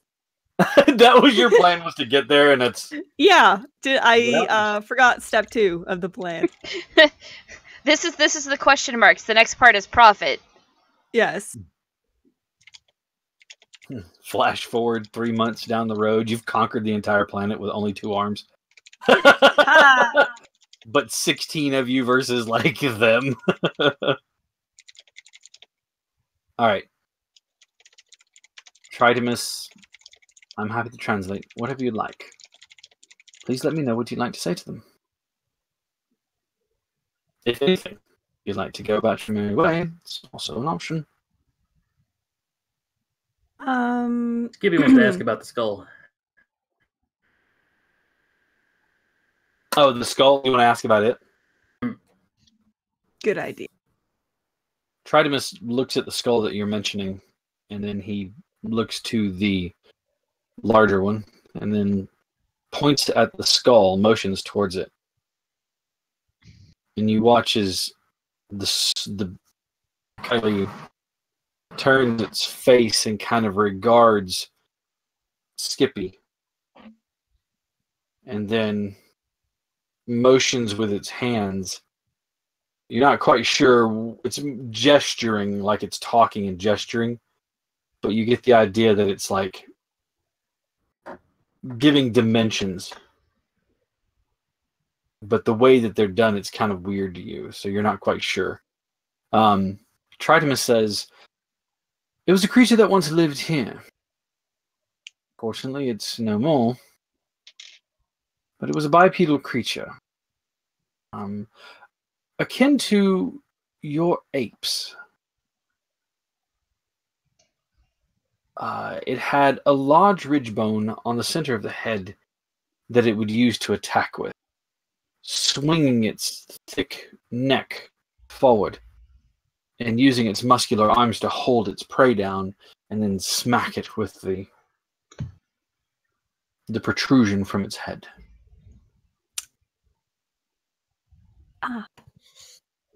So these things weren't flying around to ancient Earth and hunting or nothing.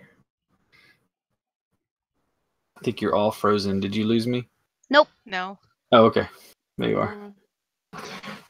Everybody was sitting so still that I literally thought it was frozen. It was just Jason. You gotta move around so Cap doesn't think we're frozen anymore. I can't see you if you don't move. All right. So, what did you have? Was it you had said? I'm sorry, I did not catch what you. He makes a comment that they weren't. If that's the case, then they weren't going to Earth and hunting way back when. No, they've never met your kind before. They are truly intrigued, though, how you function with any efficiency with only one set of appendages. Well, two, considering your legs and your arms.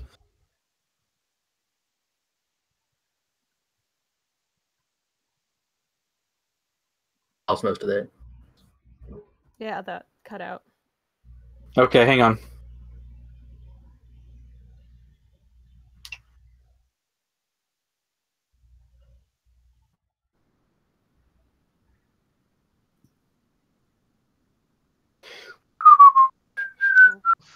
Whoa.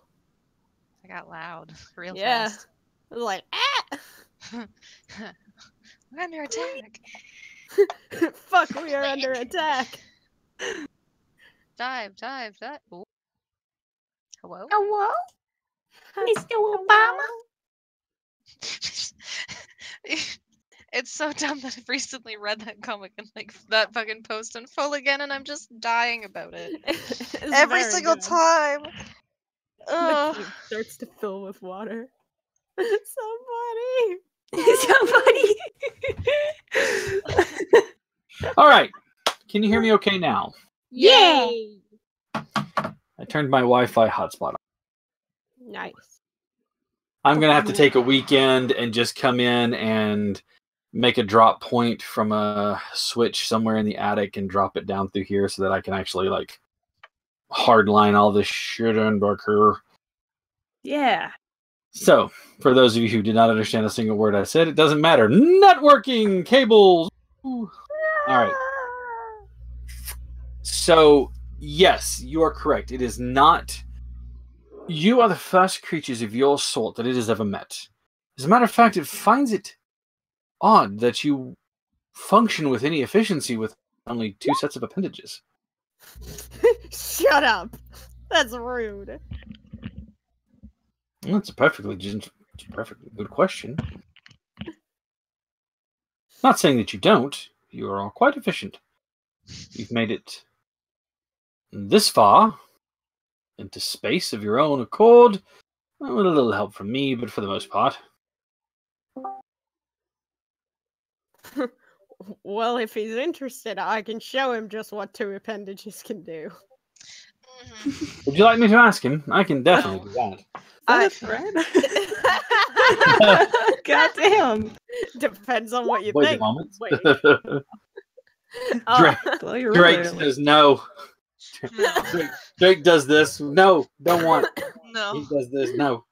I don't know where he picked it up from, but whenever he doesn't want something, he goes, no, No. Oh. Perfect boy. I don't want to go to bed. No. No. Oh. All right. gotta. Yeah. So no. it has never met a creature like you before. Does it sing like that? I hope it's No. Damn You've it. never asked Artemis to sing, you don't know. It might have the most beautiful voice you've ever heard. You're missing out. It just sings like Chris Isaac. It's just like it knows 2 songs.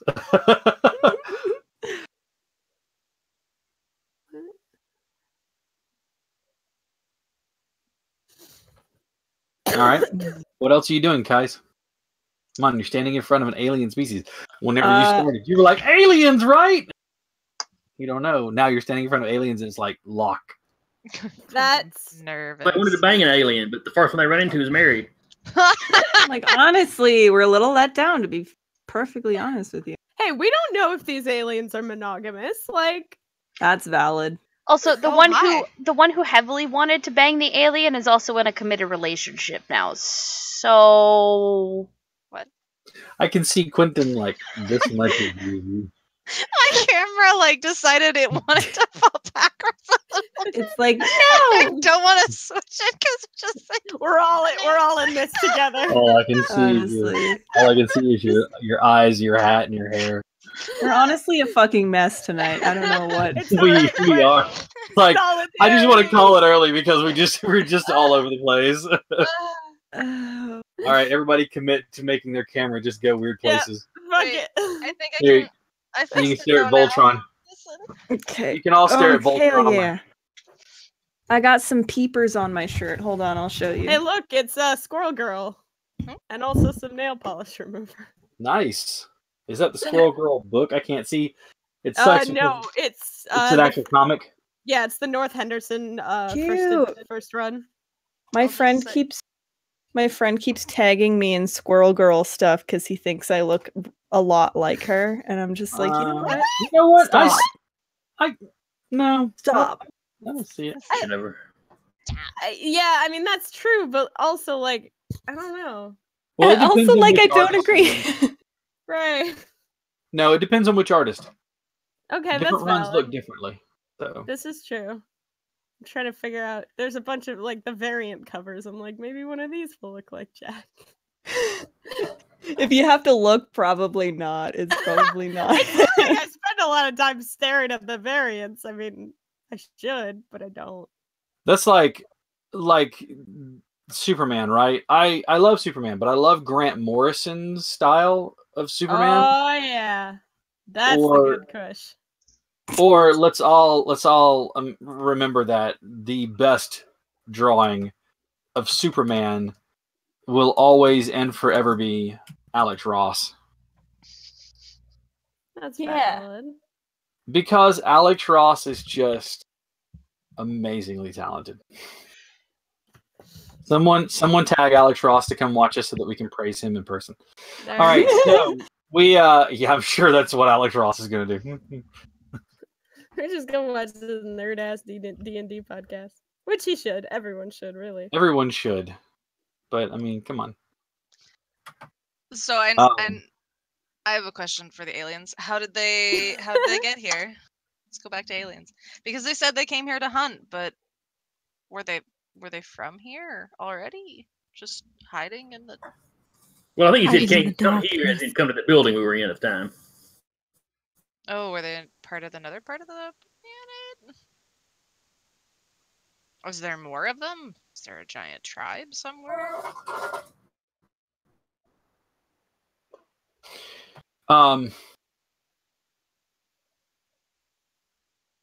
Tridemus translates your question over, and after a few moments, he reports, this race was indigenous to this planet entirely. They've lived here for millennia untold. They seem to have developed a certain issue in the later years. Their race was dwindling, as is naturally the case. You get older, you die eventually. But the problem is that their reproduction, the recreation of life, had slowed to a trickle, as though the universe itself decided that it was done with their people. This planet was once teeming with their kind. Now there is this small family, and they haven't seen anyone else in some time, but they assume that there's at least 20 more about in this area.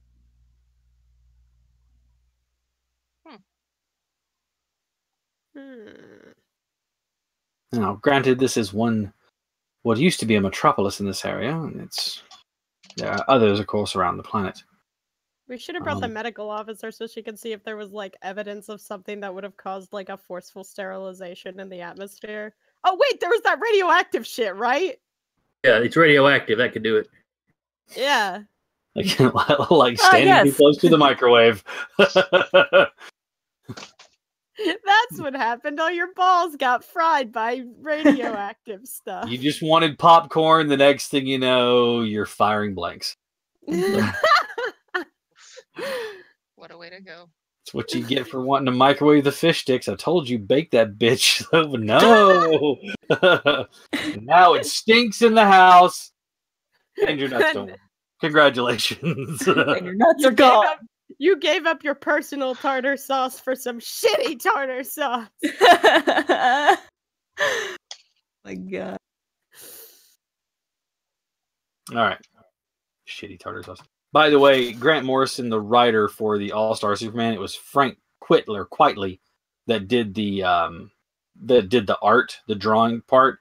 If you haven't seen the All-Star Superman, you really should. It's a fantastic 12 issues. It's great. I love it. It's probably one of my favorite ones. But I have to ask my dad about that. He probably has it floating around somewhere. He probably does. It's a really good one because of what the story is centered around. Mm-hmm. It's a wild ride at points. You're like, okay, how did we get where we're at? But the whole entire series actually wraps up quite nicely when it's all said and done. But anyways, back to the story that we're at. So yeah, it looks like there was no cataclysmic end. There was no they killed each other to extinction. It was simply they started dying out. All right. And they just haven't replaced them. They just couldn't fuck fast enough. That's valid. Yeah, imagine it's sea turtles. Just sea turtles. Sea turtles. Tortoises. It's all like rock tortoises, Galapagos tortoises. They just take a long time to do anything. Yeah. All right. So that answer your question. They've been here. They're indigenous to this planet. They've been here for millennia untold. They are in the food chain of things. They were the primary predator, and they died out naturally and of low reproduction numbers.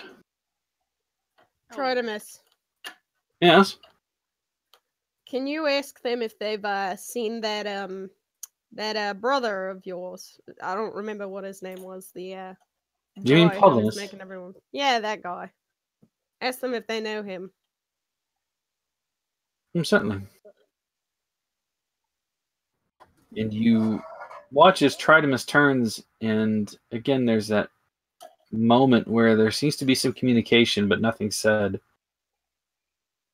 And you watch as all four members of this family, that reverence that they paid Marilyn back at that knowledge repository location. You watch as all 4 of them do this, but Detritus.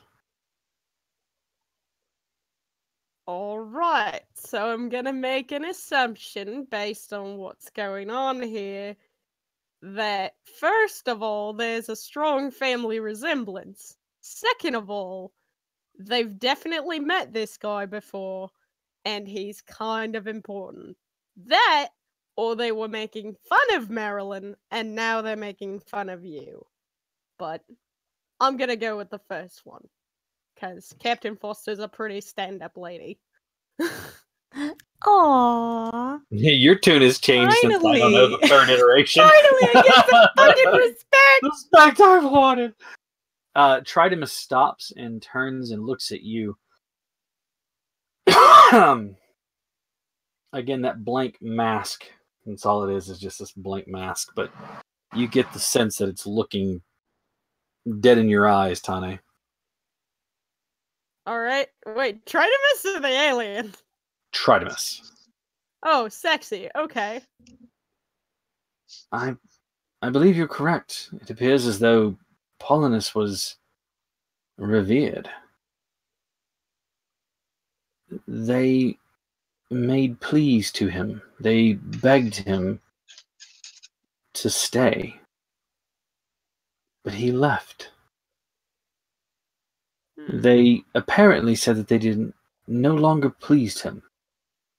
That they fell out of favor, according to their words. And he left. They have begged and asked me to stay. I told them, of course, that I'm not a god, Ilya. A very fancy machine. They bowed before me. And once again, begged me to stay. That my presence may help to restore their people. Yeah, well, something tells me that's not going to fix much. But then again, I'm not really sure what the hell's going on, so... No, I agree with you 100% that I don't believe that my presence will bolster their numbers. Well, in that case, I mean, they look up to you, right? You think we could convince them to show us around? Give us a little more information about all this planet stuff? Maybe give us a tour or something like that? I'm sure I could request that, yes, absolutely. And he Fantastic. turns... What's that? Just said fantastic. Alright. He turns and looks at them, and you watch as the 2 smaller ones point out the entryway. And it was early, but now you can see that it is the sky is darkening. Oh. And It's getting late. yes, the sky is darkening. It's strange, though. Your internal clock tells you that you've been on this planet for a long time. But it's only getting dark now. So it's got a weird fucking cycle. Notice how long the rotation period was of the planet. What's that? When we were coming in, did we notice how long the rotation period was for the You planet? did not.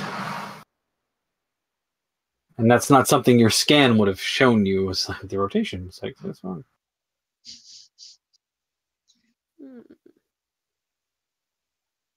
But Tridemus comes back to you and says, they'd be happy to show you around, however, that they don't go out at night. And There's something what's out there at that? night? I'm not sure if it's the 2 younger ones that are mostly communicating this, and it seems to be more of derivative of not understanding how the dark works. Imagine if you're a child and you're afraid of the dark. No amount of tell 'em telling you that there's nothing in the dark that can hurt you would change your mind. However, this is more along the lines of that. It's a belief that has not left them as they've grown older, and he gestures to the two older ones. So I you're gonna don't go. I don't know if there is anything out there. They are convinced that there is. Well, that's enough convincing for me. You mind asking him if they have some room for the night? But of course. And he doesn't look for very long. And you hear they've already said that they would host you for the evening. Fantastic. Now, I'm not eating any alien food or anything like that, but yeah. Okay. All right. Did you bring rations with you? Did you bring anything other than your vac suit and your gun? Well, I have to assume if we've been here for 4 days, we have to have had rations with us or something. You don't know how long you've been here. Okay. You only recognize that it's just now getting dark. Okay.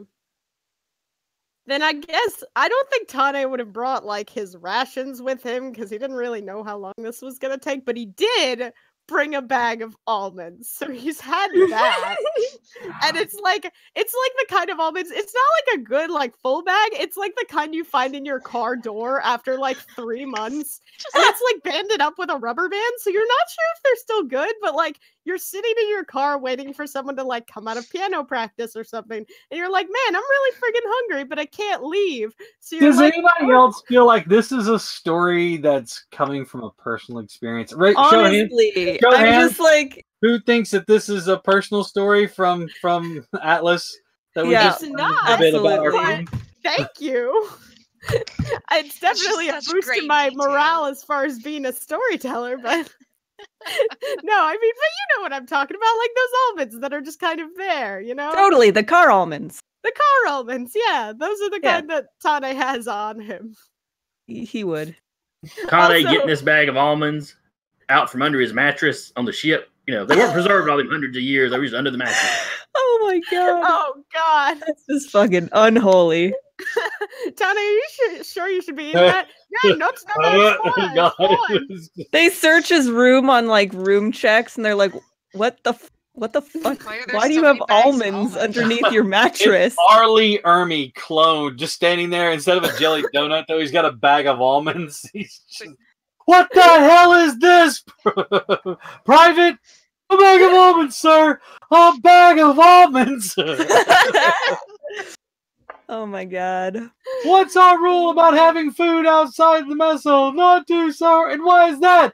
Because I am a hard body, sir. That's right. You are actually, yeah, that is right. Eat the almonds.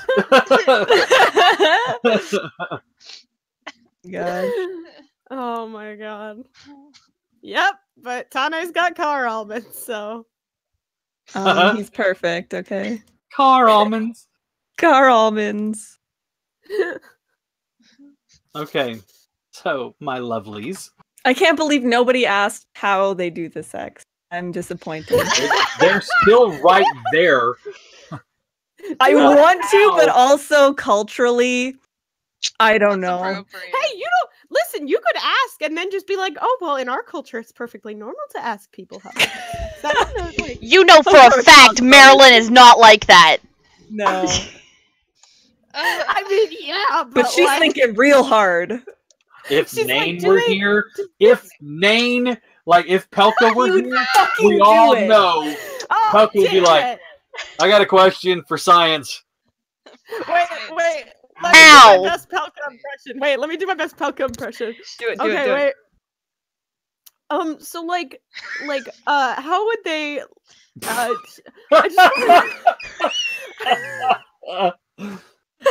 No, wait, you gotta remember, you have to lean into the camera to ask the Yeah. question. What? I want to know, like, how they I want to know how they fuck.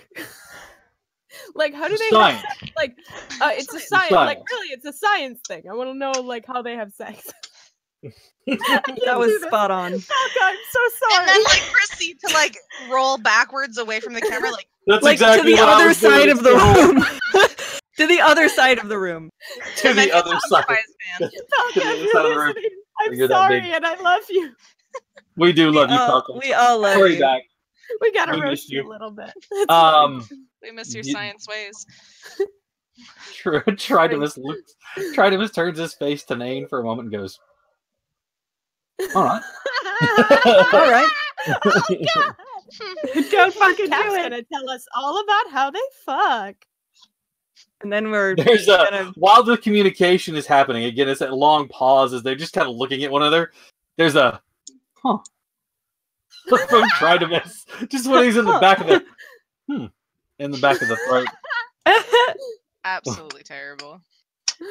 Oh God. Is it sad that I'm Horrible thinking that people. there's like alpha, beta, and omega like vibes going on No! here? Stop. No, ABO You stands for fucking- aliens.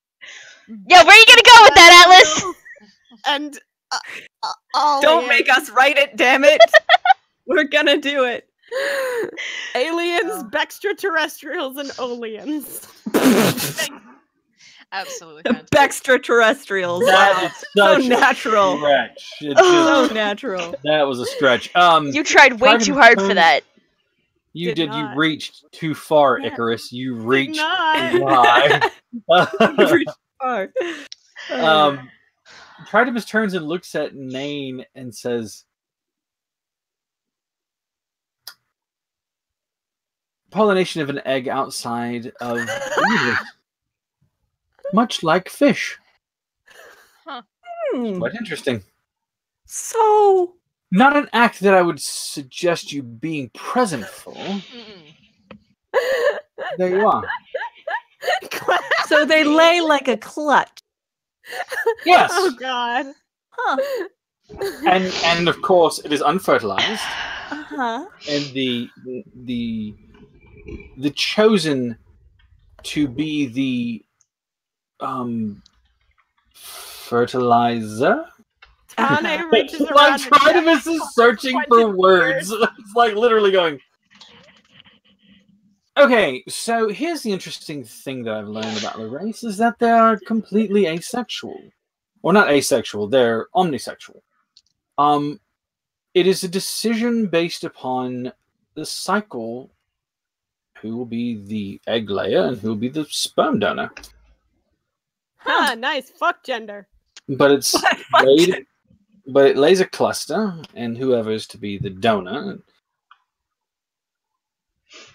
deposits. And Tridimus is like, I'm a robot. I don't know. I just want to say this whole time, Tane's just got his hands over Quentin's ears, like we're not doing this. This is We're not doing this. This is disgusting. I need you to draw that of Quentin just like Quentin with his hands like and Tane with his hands over his ears. Get on it. You've been given a task. I will. I got you. Oh, no. But he says yes, it's there you are. But it explains so much why the level of reproduction is so low. If the radiation in the air is harmful to them as it is to you all, they wouldn't survive for very long. If the pollination process takes any sort of time to happen, then again, they may get irradiated before they're able to fully propagate. So, I Don't we guess have any kind of equipment that could protect the eggs or whatever, so that we could, I don't know, help them? I'm sure we probably do, but that would be better handled by someone with more experience than your currently Way Team medical officer. The little guy. Yeah. Hey, Josh. fucking Josh. Josh. Hey guys, my name's Josh. I'm here to help. I'm here to help. I'll do my best Josh impression so you all can get the full scope of the Josh experience. And it's just You mean What? Josh experience? the Josh. Wait, I need a fake beard. Okay, there we go. Okay. All right. So, yeah, I mean, I guess we gotta like patch up these wounds or whatever. So, yeah, you guys are gonna lay down here on the table, and I'm gonna put some band-aids on you, and we're gonna hope that that's something. I hope he is That- texting you right now with Oh, like he that is the is. worst. Oh, yeah. That sounds a lot. That sounds a lot like the nurse that took blood from me in the hospital, and he like poked me too hard, so my blood like Oh, shot out of right. my arm at his scrubs, Oh. and he's like, "Well, okay, well, did it hurt?" And I'm like, "Well, I don't know. You work in a merge, and you think you'd be doing more blood draws than that. Did it Go off, hurt? I guess." Josh just messaged me, "How dare you?" I love you, Josh. It's okay, he's writing in chat. Terrible Terrible impression. But remember, Gonna this draw whole some episode is dedicated to you. To you. Oh, wow. I Oh, dedicate God. this portion of my beard right through here. Wow. That's Damn, That's a high honor, Josh. And you gotta That's a really understand, high honor. The only person that touches my beard other than me, and occasionally the barber who cleans it, is my 5-year-old daughter. Aw. Aw. Because that's you can't special resist when beard. She reaches those and goes, touchy beard. and you're like, oh, my heart. So this section right through here. That's all yours, For you. Josh. Selfie, you baby. Give you the wink. All right, Wink. they put you up for the evening. All Any right. of the questions before you are smothered to death in your sleep? Quentin doesn't Um, sleep. How about that? Just Quentin awake. Quentin awake. It's not like there's a trickster god following you around, making you think you like scorched goblins to death. God, what an asshole. But I have mean, PTSD. did you really see that coming until the very end? No, I didn't at all. And I was like, wait a minute. brother. Wait just a ding dong damn minute. Oh man. All right. Any other questions before you guys are bunked down? Is there anything safe for human consumption on this planet? Tridemus looks at the rodents. And says, I assume that is. Oh, delicious irradiated rats. What is this, Fallout? All right. Well, I guess my duty as captain Is to hork down a chunk of space Is- rat. is to hork down some space rat. Sure that Yum. it's safe for all y'all Yep, to kids. How Remember- irradiated is it? We don't know. Maybe I'll do. Until Captain Spicy Maryland cancer. tries some. If your game master gives you a character sheet and you're not sure which character it is, and you see the captain immediately resign, I'm sorry, I can't play this game. I'm not playing the captain. Bye. Otherwise, you could find yourself horking down rat meat. All right, Yeah. so I thought Are they you were gonna demon try- squirrels. I will try the rat meat. are you gonna try the demon squirrel? Yeah, the space demon squirrel. They Yes. just like hand over a chunk of like bleeding flesh. Mm. they're not Yummy, savages. yummy, yummy, yum, Um, yum. It is. Nom, It is. nom, nom, nom, Was nom. there a medical They do officer? actually cook it. It is actually cooked. Interesting. They hand have it a to you. concept of It's fire. it's not really gamey. It really is kind of not flavorless, but just kind of it's white meat. And when I say that, it's like any white meat, like white breast meat from chicken or gator tail. It just has a white meat flavor. It's not bad, and it's a little tender. And the juices cook clear in it. So whenever you look at it, you kind of give it a sniff. It doesn't have much of a smell to it. You have to take your Like helmet. the blandest meat ever eaten. Yeah, they don't even believe in seasoning. Ever meeting. Oh god, they really are white people aliens. That's valid. If you actually could speak their language, it's hi, hello. Hi. Oh my gosh. It's so Welcome. nice to have some people here. Welcome to our house. Where's that contraband? Take your season? shoes off Oh my before you God. go into the living room, all right? I bet you Um, they didn't even vaccinate their weird fish children. Oh That's god. how white they are. Anti-vaxxers. Atlas, it's He rude. just gives up. Oh my god. Okay. Bye, all of you. Rips off the head.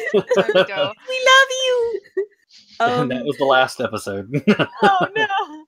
Next Everybody episode was- is just you guys. I'm not even you Literally alone in the void. alone in the void. Yeah. All Alone right. I'm in the so roll sorry to center. everyone. We have ADHD. That's all I can. I Yay! swear to God, on Mondays we're on point. We get things done. On Wednesdays, it's herding cats. Okay, Sorry. but Kat, It's let me my tell you the difference between Monday and today. We know what the fuck we're doing Monday. That That's guy fair. there. And Like- that guy. That's incredibly. We valid. know what we're doing. And what we're Yeah. doing is we have to stop this big evil thing that we just fucking unleashed because Lucky's a You just fucking partnered up dumbass. with for whatever reason, because I wasn't fucking there to stop you. Because And then- Steve! It was I'm all fixing Steve's that in this idea. campaign. So angry. I'm not No, appreciating that's normal. this attitude. You know what, This seems a Marilyn? little Go accusatory. fuck yourself. Oof.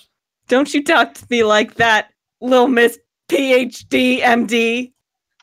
Oh, look at that. She has a medical degree. in fashion I'm better from than everyone.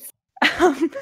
Okay, so I'm eating this space rat, and I'm looking to the party, and I'm like, it's actually pretty good. I mean, if you guys want to try it, this is It's you know, better than part your of- MREs. it is admittedly better than the MREs. Like, this is part of what bonding with other cultures is, trying the food and stuff. And yeah, None of them have taken a bite yet. They're waiting for you. as your captain, I Not order you them. all to take a fucking bite each. No, the aliens have not taken or have eaten yet. They're As your waiting. god, I order you. No, Fucking hey! This is your god speaking. I'm gonna need you to. I'm Did gonna you need you to Jack, step that back a tone. can you Jack. stop with the Virgo a little bit? Jack, Yeah. your tyrant yin fear is showing through, and I'm gonna need you to relax. Never. Okay, so they're all staring at me as I eat. This is not Yeah. awkward at all. Okay. Jason, I love you, man. That's great. No. Yum. What do you think of the people? I mean, food. Soylent rat. Soylent rat is made of people. Made of people. All right. My air conditioner. I just kind of try to, even though they don't really understand me, I'm just gonna try and give them the whole almost universal. Yum. Yum yum. Is she in pain? Like, is she enjoying? What's going on? Is that a good noise? Bare your teeth immediately. They attack because that's a sign of aggression. They just fucking jump on me and I die immediately. Beat you to death with their giant club hands. Yes. All right, you eat Died a of small amount that they've dysentery. given you. It's surprisingly filling as well. There's not a Alright. whole lot. There's not a whole lot that they gave you, but it's surprisingly filling. All right. And like I said, it's not bad. It's not. I mean, it's not the best thing. It's not Ruth's Chris or anything, but All Damn right, it. Chris. I came to this planet for gourmet food. What the fuck? Where's the Like, little getting dollop one of star. whatever on the side that looks like a fucking heart? Excuse me. I need my garlic butter on the My side. garlic butter. My garlic butter on the side. Can I Oh, get a box? get a box. Fuck you, know you can't get a box. We get to You go. piece of crap. Have you guys seen that video? It's very good. I have, yes.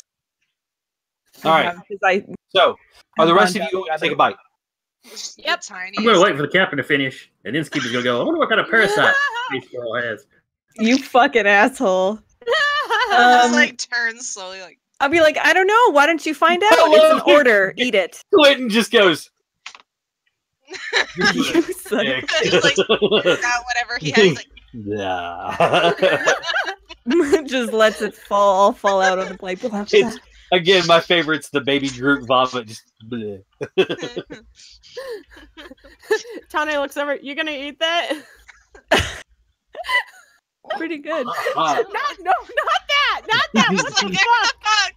the fuck? You Bitch, what weirdo. the fuck? What the fuck? I fucked up. I fucked up. Yeah.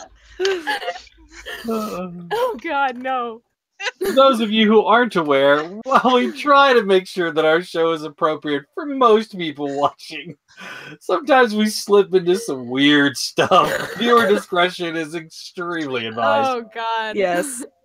All right, so you're not baby birding whatever it was that Quentin. Jesus, no. He'd have to be pretty fucking desperate to eat. That's fucking Right. gross. Oh, Does everybody God. eat? Does everybody eat the demon space squirrel? Baby Yeah. bird. Better all say I'm yes. I'm all Jason up in that- Skippy all up says in that. nope. All right. Pinch. Once all of you have eaten or refused to eat, I You eat watch this. anybody who hasn't eaten their squirrel. you watch as the small ones take the parts that are offered to them. Yours are off the bone. It was just a cut of meat. Theirs are on the bones. You watch as the mouth, again, up until this point, it was just this slit. And you watch as the mouth opens, and there are row upon row on row of rounded, but not like an omnivore where there's a mix of canine and molars to grind, but they're like little headstones almost. They're rounded off, and as it's row upon row upon row of these in its mouth. There's no tongue. It's just these. They just put that in the mouth, bone and all, and the slit in their face closes, and you can see a piece of the bone sticking out. You hear the Like generic eating sounds from a video game. It sounds like the Chuck E. Cheese ticket cruncher. every once in a while the bone that's Oh my sticking God. out will kind of roll and move, and it kind of slides over to the other side, and then it shoves the bone in as well, and there's again that grinding sound as the bone is pulverized upon the row and row and row of teeth inside Is it the not mouth. wasteful? All right. They look at you again. They're crystalline. The younger ones have green crystalline eyes, and they just They're kind of cute. if it weren't for this terrifying shoving food in. Quentin's just You like watch- impressed but horrified. You watch as the older two who have the younger ones had like half of one of those things. The older two have like a whole one each, and where the smaller ones had the slit in their mouth opened. You watch as that doesn't unhinge, but the mouth that opens almost it's horrifically large, and the Nice. teeth are not rounded; they are sharpened. They're like chiseled point, like a rock, That's pretty hot. but they're chiseled point throughout. Some of them are still rounded for the most part. They're chiseled into points. I mean, throw the whole thing in there. It closes. There's a bit of a sound as the juices run down the side of the face, and then there's that horrible squelching, crunchy as the bone, sinew, muscle, gristle, everything is ground to a fine, pulpy mess inside of their mouth. Nice. Anybody have a napkin for them? Got a bit of a Let me face there. just get the sleeve right there. There's a little bit of a right there. All right. Matthew leads the party to a large room. Within there are what look like shallow bowls or basins. There's probably about 8 of them. You look at the inside of the basins; they're slightly ridged, like a terracotta kind of ridging, like that you'd find on like a planter or something like that. But they're very, very shallow basins, and they kind of sit on the ground, not propped up evenly. So like one of them is laying on a little side. It looks like somebody set them down and they just kind of tipped as they're slightly convex or concave inside. You watch as Tritimus walks in and the Matthew motions with a hand, and Tritimus says, your sleeping arrangements. All right. Well, these are definitely arrangements for Yes. sleeping. Don't For tell them I sleeping. said that. I won't. Huh. Oh. Well, could be worse, right? Yeah, definitely. Well, So, your sleeping arrangements. so I guess we have to sleep in our back suits since it's still not safe to like be out without You, them, you right? don't know inside of this contained area. You're not sure. I personally wouldn't risk it, but I'll sleep Yeah, in my suit. I'm gonna Okay. sleep in my back suit. What about Skippy and Quentin? I'm curious about taking off the vac suit to see. Oh God, no! You fucking dumbass. I know, but I'm Do it. curious. I dare you. Just like slowly but surely like pops whatever seal to take off the helmet. Yeah, Just there's a Alright, very muted. everybody's like, "What was that?" And it's like, nothing. No. The Huh? fact that you responded Meanwhile, back on the tells us all. other planet, Nara is just shivering, and it has nothing to do with her fever, and she doesn't fucking know why. Like something terrible's happening. Something terrible's happening. Quentin's doing something dumb, Stupid. Listen, he's and smart. Tane's not stopping him. Are you Yep. taking off your vac suit? I will take off. Can the helmet be detached? Yes, the helmet can be detached. I won't take off the full vac suit. I'll just take off the helmet and see what happens. Remember, if something happens to him, she's blaming Tane. Whoa, Yeah, I'm that's- just dead now, fam. Nice knowing you. There's a sudden. If we go without the vac suits, we pass out. That's already happened to Skippy. Well, that was Yes. just the pressure. I'm just like doing a quick like. How am I Okay. feeling? Bad?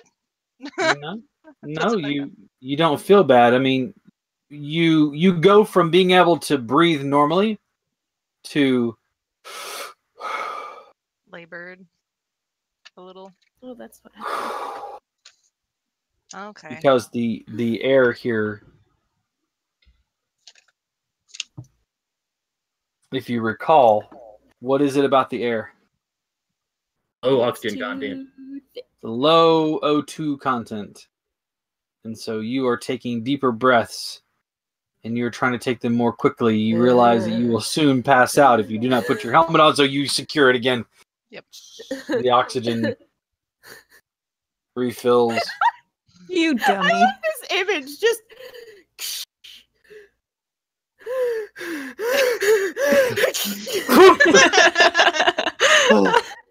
Yeah, note to everybody: keep the back suit on. To like keep them on. I love the rest of the party just looks at you and goes, "You didn't know?" You didn't know we're on an I was alien just thinking planet? in that area. I'm sorry. Like, you Listen. know? Please don't I'm ever Trying to do breathe that the air is again. almost as dumb as trying to eat the Yes, food. ma'am. Which you had to kind of remove that to get the food in your mouth, but you could secure the helmet again. Just like a screen that like lifts up and the left sound. No, you actually had to like, yeah, it's not a fucking race car helmet. It's just lift the visor up. What do you think this is? A motorcycle helmet? You're all that cool? No, these are like weird looking. Don't. Is it like all Helmets. clear, or is it like hazmat? You know suit? what? Only Quentin's looks like early era, like deep diving, like Bell diving suit. So it's just big, heavy boots. Yeah. Wait, I did kind of a prototype illustration a while back of the back suit. Let me see if I can find it. I don't know if it was even remotely accurate, but it was. I just like the idea of you being in a Bell suit. Everybody else is like slim lined, fitting. And you're in the like helmets are the helmets. Maryland's, for are, whatever reason, hugs all of her curves, and we're not sure why. because I'm a goddamn lady. who It's very enjoys clearly designed by men. Yes. She Fucking enjoys assholes. bubble baths. Tana's and Maryland's are the only two that hug their bodies. Quentin won't come. Tane's was designed by a woman. I know. I just had this sudden God, image of actually. Tane being played by Dwayne The Rock Johnson, but it's the scene. But it's Dwayne The Rock Johnson from Be Cool, and he's in the Western wear shop putting on the blue with the white trim, and he's slapping his ass as he looks at himself putting on these polyester pants. I will send you the clip later because it is the Please, most God. glorious thing Oh ever. God, you better. That's hilarious. It is the absolute best thing It's that also I've ever seen. seen. such a Love The Rock. Tane thing to do. It really is. Tane He is. specifically put in a request to have the sexiest costume, and when he got there, they were like, "Well, we can't do that. The captain already requested the sexiest," and he's like, "All right, well, give me the second sexiest." My one request before I jettisoned out space. Never to I return wanna be the again. sexiest. If I'm gonna die, at least I get to die sexy. My motto. All right. So we're sleeping in an alien house. You are sleeping in an alien house. They have an excessive amount of decorative pillows because they're white. There are no decorative pillows. Damn Oh. it! Excessive amount of decorative phosphorescent rocks. I don't know. I like that. I like that vac suit. That's pretty good. Oh yeah, I That's did cool. that. I don't know. That was a dumb thing I drew a while back, but You mean a great thing you drew? That's Die. amazing. Oh my god. I'm gonna watch that as soon as I can. All right. So, you bed down for the night. Yes. yes, sir. You are all not realizing it, but you're all extremely tired. No idea how long you've. Your internal clock tells you it's been a lot longer than what it was on the other planet. And you're fairly certain that it is a lot longer than like an Earth day. No shit. Yeah, but as you go to sleep for the evening, sounds from outside make you thankful that there is a barricade between you and whatever's out there. Oh, good. Whoa. Thank God we built this Minecraft house before we bedded down for the night on this alien. Keep us If it safe weren't- from the If creeping. it weren't for these 2 brick thick dirt walls, there'd be creepers all over us. And it's echoed with another one. And it's echoed with another one further down. And the sound keeps repeating. And then it finally starts to move away from your area. You hear other noises in the night, like beating wings. No, thank. Not like small bird wings, like big loping stroke wings. Pterodactyls. Pterodactyls. I knew the dinosaurs weren't extinct. Just knew. You just gotta believe. And you fall asleep eventually. Nara, thank you for being so patient and quiet over there. I tried. Your team is good to their word. It's them 2 days working nonstop to come up with your first run of what they hope to be the antivirus or the vaccine that would prevent this from spreading any further. You, of course, offer yourself up as the first test subject. Go ahead and give me a medicine roll. Or medical roll. Nice. Nothing kind of works immediately, really. And for the next day, you watch as your fever spikes over 100 for the first time. But then later that same day, you watch as it starts to descend. By that evening, it's down to around 90. You awaken the next morning, kicking off the thermal blanket that you had on to keep yourself, trying to keep yourself warm and from the shivering cold of the fever, as you are just drenched in your own sweat. A quick assessment shows that your temperature has returned to normal. You still have the cough that's there, and it makes your head hurt a little bit because of that. But you do recognize that it is frequent than what it was. You're under observation for another day. And you seem to be okay. You come through the other side without any troubles. Okay, I look up the files of those that I have that are sick, make sure there are no allergies to whatever is in what I was given. And then if there are, we go back to the drawing board to make sure that those can be taken care of. The ones that are not and can take the serum as is are given the antivirus immediately. Excellent. And then kept for observation in case different genetics are going to react differently with the antivirus. All right. You watch as it is administered. No one has an allergy to the makeup of the current antivirus that you have. You administer it to the entirety of the group that is sick.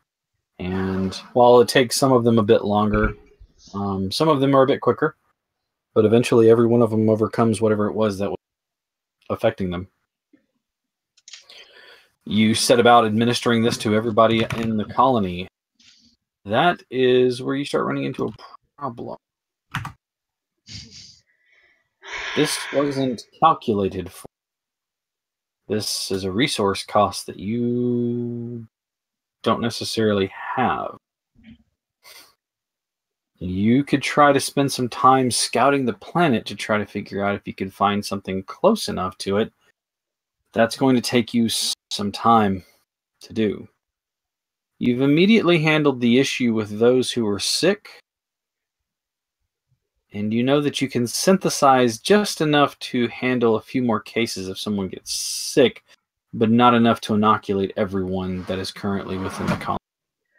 Okay, is there a way to synthesize a kind of like a flu shot from somebody who's been cured so they would have the antibodies needed to replicate? Give me a medical check. Man, I'm really glad I had that fucking full semester of nursing. Your team can isolate and come up with something like that, it's going to take you another few days, but luckily there are no new cases of this issue coming through. Okay. So it seems that the preventative measures that I inputted are being followed. Mm-hmm.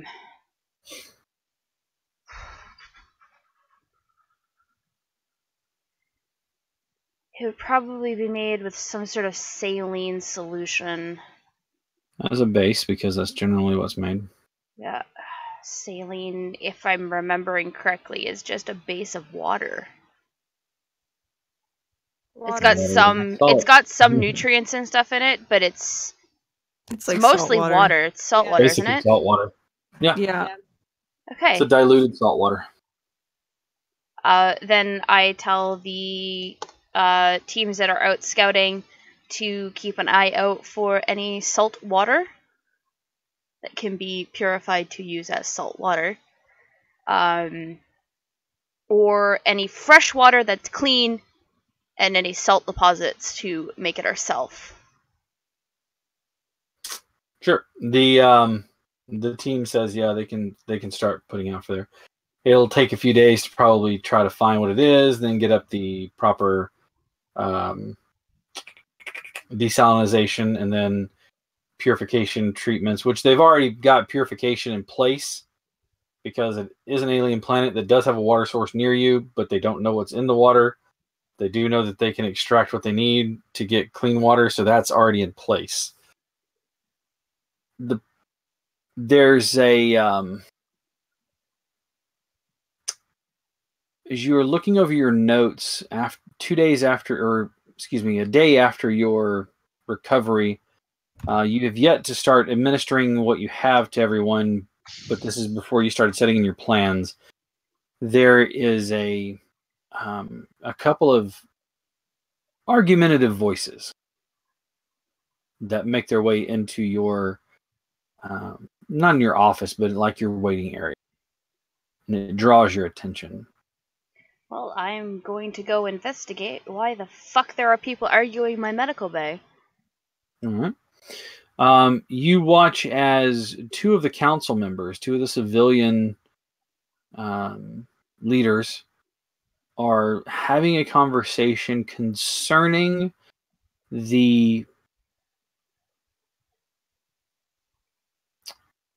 who is necessary or prioritization of the administration of the vaccination. That was a lot of Asians on the end of those words.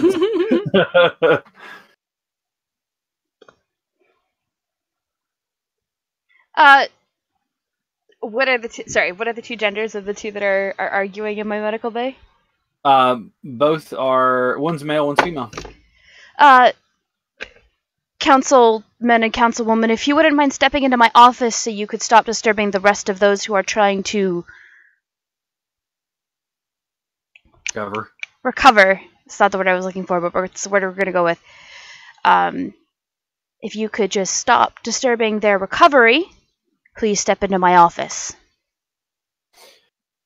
They step in and they look at you, and the first words out of their mouths are, "Where is the captain?" She's not here. For one, we are now on the planet, so the captain's... I'm the captain. I'm the captain now. We tell everybody where we're going? For one, the captain is no longer in charge. We have a form of government here. The captain is in charge of exploration and making sure that we got here. She did her job and is continuing to do her job. Why? Well, and you watch as the man says, "There was an agreement that if the council could not come to a clear decision on how something should be handled, that we would step forward to have the captain as the interceding party on matters that cannot be clearly decided upon. We are at a stalemate. We need their decision Sounds like a personal problem there, buddy. And what decision would that be?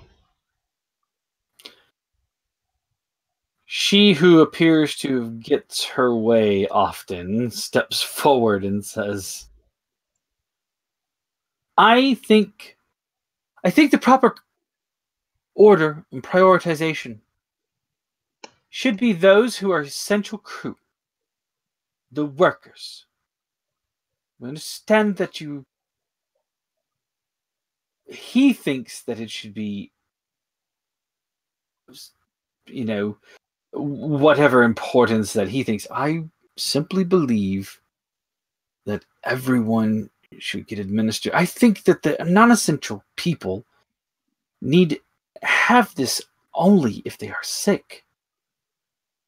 That's not a very fair treatment of the people of this place. You Also- ostracize them because they are not building a building, but they are still essential.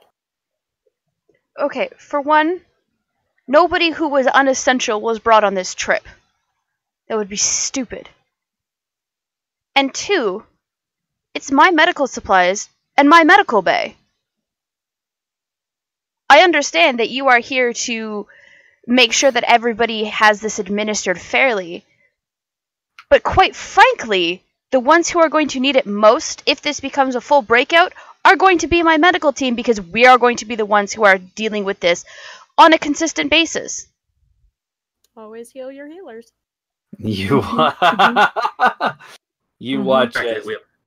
as he kind of smiles and like nods to you. That is a wise choice. I agree with you, Dr. Morrison. And she starts to say something, but then she stops and she goes, yes, well, if you've no place to live in, and you're digging your hovels from the dirt that's made us sick, don't come looking to me. I've told you my opinion. And yet, had you all been in your suits and properly protected to begin with, this wouldn't have been a fucking issue. But, of course, you know best. You got your people unnecessarily sick. She looks like a fish as she starts to... She just used the F word at me. I'm a doctor. I'm not a military person. I'm allowed to swear. You watch as he carefully puts his hands on either side of her shoulder, not aggressively, but he says, I just realized, Atlas, what I named this character as I was about to say the name. Come, Calliope. What? Calliope? Let us leave. And he kind of guides her out, and he looks over at you, and he bows his head, and he kind of gives you a smile and a wink. Wise choice, Doc. And he kind of leaves with her. Thank you, Councilman. Oh, man. Don't fuck with the doctor, boys.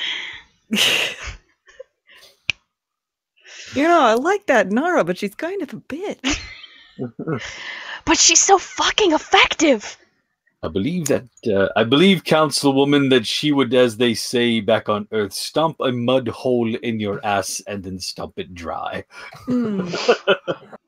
I like the back on Earth, like they didn't all just come from Earth. Yeah. Like, Back on Earth. like back where I'm from, sir, we're all from there.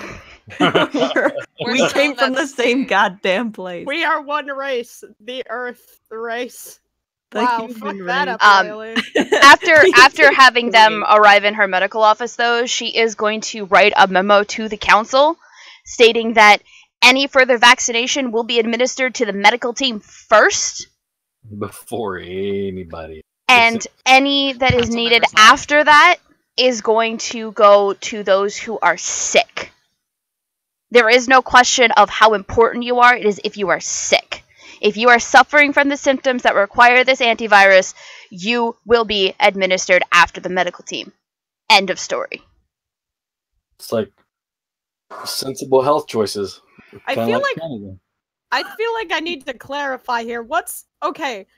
Because there's a difference between a cure and an inoculation. So, like, what That's exactly what I was thinking. I'm like, Well, what we're doing, part of what I've sent the teams out for is to create the stuff that we need to do an inoculation. Right. with the We have a same cure for initials. those who are sick, but considering the Right. fact that I contracted the sickness, there's a good chance that the rest of my team can contract it as well. Yeah. So, That's what they have a limited resource to make. Oh, is the actual cure. inoculation. Cure okay. for- Well, no. not Oh, no, the sorry, no, operation. no. The cure, yeah, the cure. We're working Cure on for- creating the inoculation. So Right. okay, so in that case, it would only be the sick people / the people in the sick people, including people in the medical bay Correct. that Yeah. need the cure. Exactly. Okay, so But they were just- talking about, yeah. like, they were going to administer it like an inoculation, but it's a cure. Right. Because they are what? Council! Not doctors. yeah. Okay, that clears things up because I was like, I don't get why we're arguing over who gets the cure. Because they considered it an inoculation because they're very much Okay. used to something like the flu shot. Right. Mhm. But this isn't a flu shot. This is the antibiotic shot after you've already had tuberculosis. Right. Yeah. No, that makes sense. Look at you guys picking up on shit that I'm throwing out there.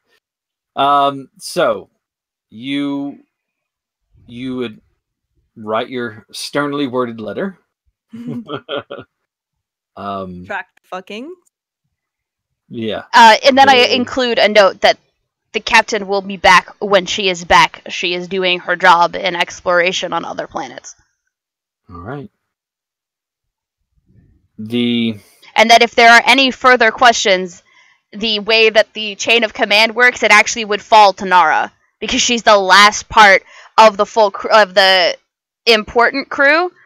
Putting important crew in quotation marks, but she's part of the original 6 that's still on the planet. So any it's a chain. yeah, thank you, the chain of command. She is the last rung. Susan Rutten command. She is the last rung on the chain of command from the original 6. Sorry, did he just go crazy and fall down? So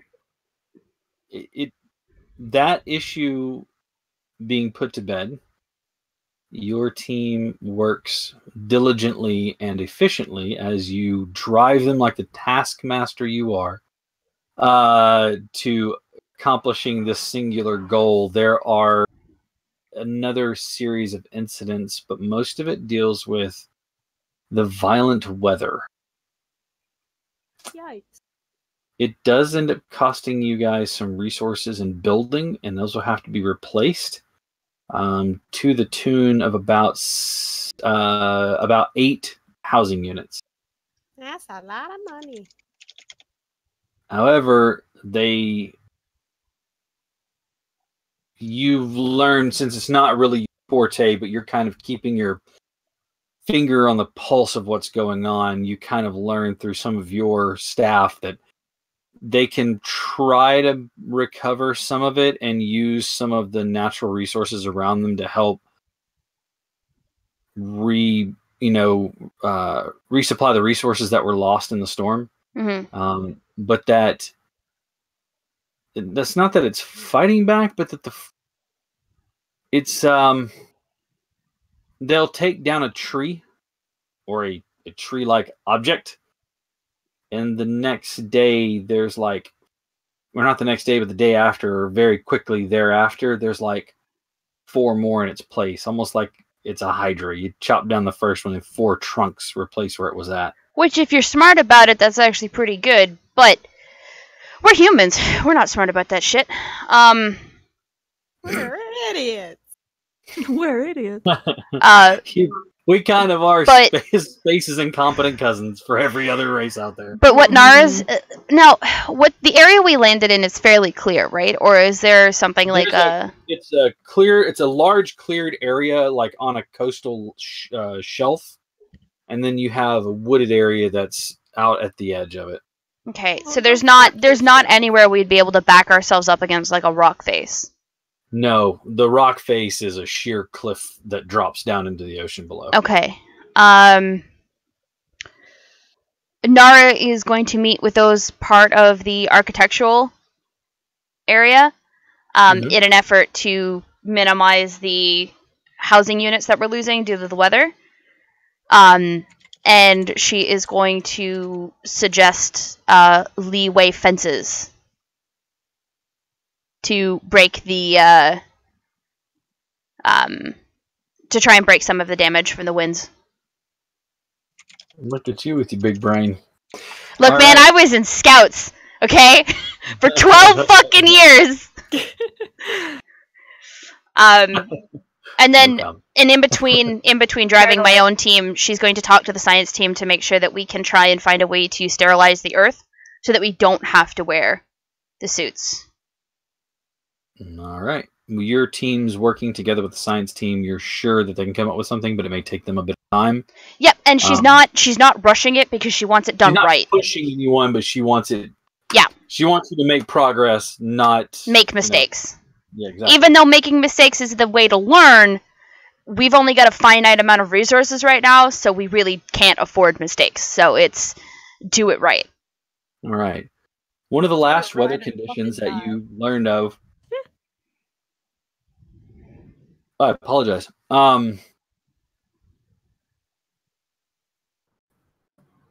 You are. It's getting late in the day, and the sky is a beautiful pink color on the edges, where the dual suns are setting, and you hear a plink noise that reminds you of hail. Plink, clink, clink, clink, clink, clink, clink, and it starts to just rumbling across the roof of the building. As you watch, people are rushing to get under cover, and you hear someone scream in pain and they stumble into the medical bay. And you can see that they have a long gash in their arm. Another one comes stumbling in, and you can see in their shoulder and in their arm right through here, like where they were protecting their head, what appear to be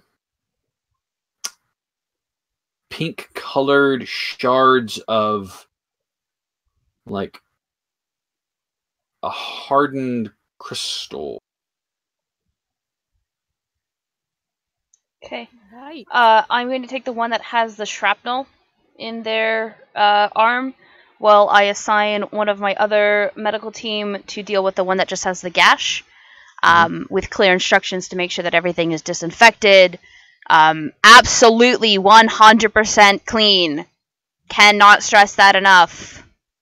Yes, ma'am. And they set to going about it, of course, taking the tweezers to pull it out as they drop them in there into the metal pans. There's a psst, and you watch as it dissipates, almost like a dry ice kind of feel. It's not quick. It's not, and it's gone, but it's. I'm going to put my hand over top of one of them before it dissipates. Is there a temperature to it? Mm-hmm. What kind of temperature? Hot, cold? Cold? Cold. Okay. And you pull another one out, and they watch as they pull another one out.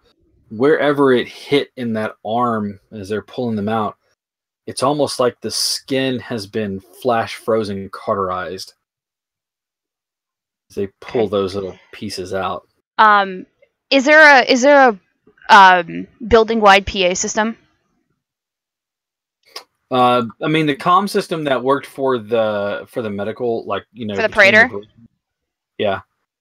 you can adapt that to do that. Okay, she's going to do a colony-wide announcement stating that they are to stay in their homes until this hail is done. Those who are injured need to immediately report to the medical bay, and not to touch the crystals, but to pull them out with a pair of tweezers or pliers or something. Not with their bare hands. Do not touch it with your bare hands. Okay. And then immediately wrap or disinfect and wrap, because each building should have their own at least small first aid kit. And then report to the medical bay for the checkup with the medical team. Okay. It's a quick storm, and as it passes, you look outside, and again, they're not hailstones, they're these shards, and you can see they are littered across the ground. like somebody just took a bunch of them and just threw them like lawn darts all across. It's covered in there. Some are sticking in the dirt, some are just laying there. The building itself, you can see that some of them are like that big and slowly evaporating down. So you know they were much larger as they start to evaporate down. You can see pieces of them like have hit your building, which is made out of metal, and have like dented and sliced through pieces of the thinner metal. Okay. She's also going to ask the science team to try and cryo-freeze some of these to see if we can stop them from completely disintegrating, and to see if we can run some tests on them, see what we can find out. They kind of look at you and go, we can do that, but we'd have to like completely re-rig one of the beds. We don't have that. They're melting faster than what we can do that. Do your best. Unless we just literally threw them into one of the cryo beds and then... That's an option. Do it. Yes, ma'am. And they set about doing their best to try to... Mostly because I think Science Officer Nain Collinson would be very disappointed if you were to come back and not have any of these to do any science on. They kind of look at one another and go, right. And then they start off on doing the best they can to try to preserve some of them. Yeah, I mean, we've got all the cryopods, right? Like, we've got everybody's cryopods, including, like, the head officer team. Like, we've got all the cryo beds still, so... I mean, that's pretty much what they're doing, is they're having to just throw them in there. Yeah. All right. Back to the other planet. Everything is going great on the other side, guys, but you can come back anytime. You've been gone for, like, 2 weeks. Come back. Nain, we got you a present. It's science. When it's all said and counting right now, they've been gone for a total about... Just assume we're dead. That's how long. About we're 6 gone. days right now. At this point in time, they've been gone about 6 days. Skippy, something you awaken, and it's still dark outside. But your internal clock is telling you that you've been asleep for a really long period of time.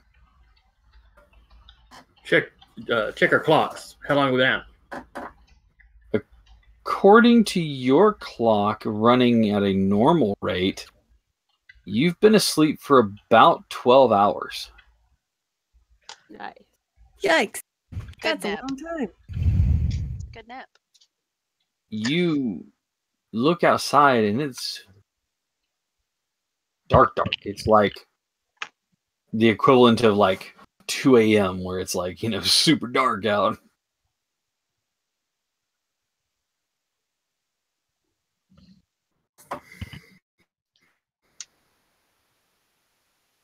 How long have we been on the planet so far, according to our clocks? According to your clocks, you've been on the planet just around 6 days. I'm sorry, 4 days. On the planet, 4 days. Beaut. Like 3 days and several hours. It was 2 days. It was 2 days in the ship to get to the planet. And you've been on the planet for according to your rotation on the other planet, what would have been about the equivalent of 3, almost 4 days.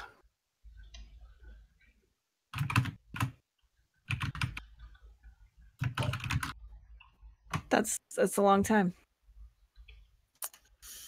Pretty long time. Just a bit. Fuck. Hmm.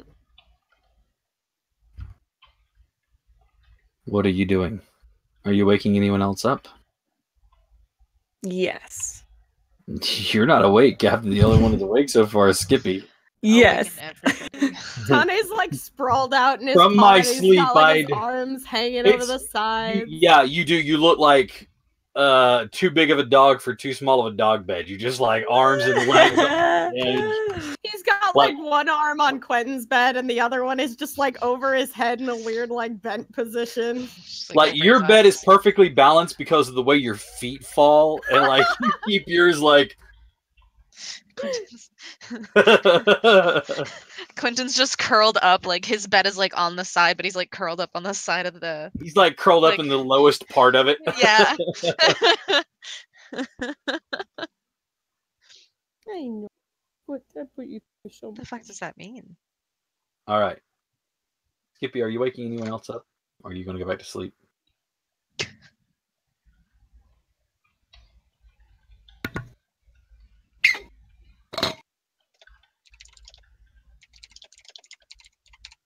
I'm going to go talk to Tritimus. He should be awake. Sure enough, Tritimus is looking out of one of the windows with those that crystalline cover. I heard cat noises. I'm so sorry. Carry on. Hello, That's Ensign. it. Jack's dead. Hello, Ensign. Any idea how long the day-night cycle on this planet is? It's a good question. Just a moment. Would you like that in the equivalent of Earth hours and days, or the planet that you were on previously and you've colonized? Say again, I'm sorry.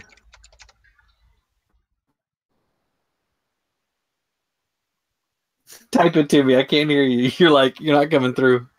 Sorry. Skippy is Earth hours. Let's see. The planet that you've colonized has the equivalent rotation of right about 16. About 26 Earth hours. So very close proximity in as far as rotation. This one actually has the equivalency of, let's see, right about 48 Earth hours for day and night cycle each. So 2 Earth days, 2 Earth nights, or 2 full 24-hour cycles for your day cycle, 24 hours for your night cycle, so 48 hours for each side. So 1 full rotation from sun up to sun up again is, let's do that math. That's 96 hours, yes.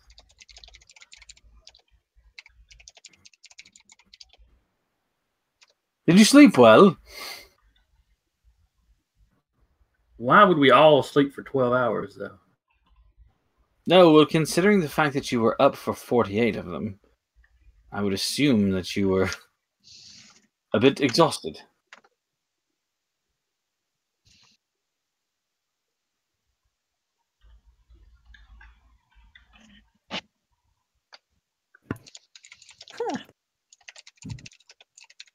Would you like me to wake the crew? I'm sorry, I lost you there. What was that? Would you like me to wake the crew?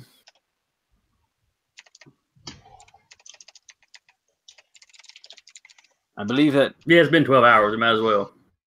Oh, excellent. I'm not one to observe much, but I believe that your security officer is starting to drool inside of his suit. Yeah, I just imagine your head is against the glass. It's just all on your cheek. He like goes. He You like have to wakes take your up and helmet the- off to the- clean your face, but you can't breathe. Literally. Like he like goes up to wipe his face, but he just bonks against the glass. He's like, shit. Just hashtag just Tane things. Oh my god. All right, yeah. So you and Tritimus gently wake the crew. Quentin is still startled awake. He's like, "What?" Comes up doing like movie kung fu moves. Oh, okay. It's like that one video where they scare the guy and he's just like, "Kill," Yeah. you know. Fucking kill you. I'll kill you. He doesn't say anything though. He's just like wide-eyed, like, okay. You're so lucky I don't have Okay. nunchucks. I'm pretty dope at nunchucks. I could have killed you. He gets nunchucks. He just like starts playing. Atlas, are you okay? Atlas, are you okay? Fine, that's fucking hilarious. Are you pretty dope at nunchucks? Pretty dope and nunchucks. Pretty dope in nunchucks.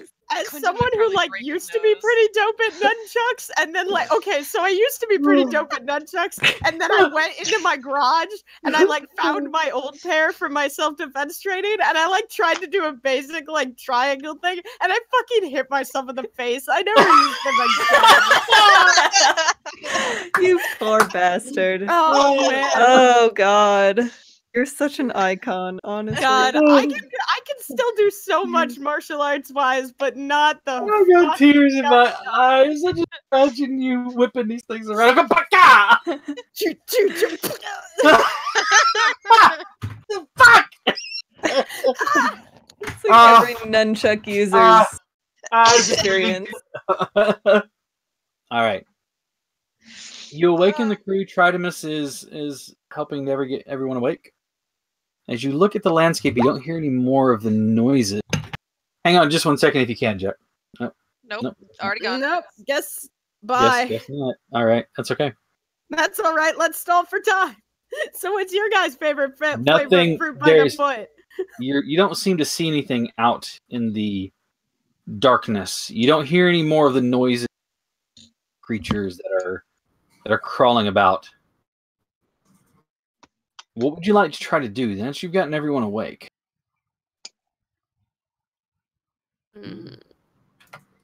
Tritimus, have you seen anything moving around in the night?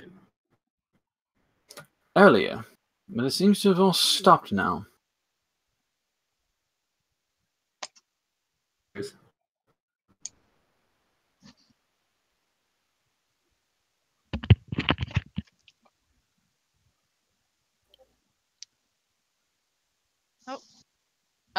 I just remembered Quentin had grabbed stuff from the warehouse when we were running from the demon swirls.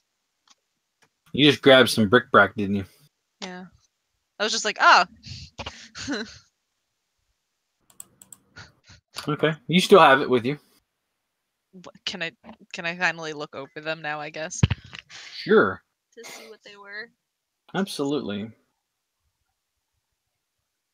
One of them appears to be like a statue, crudely made out of either like bone or ivory or something along those lines.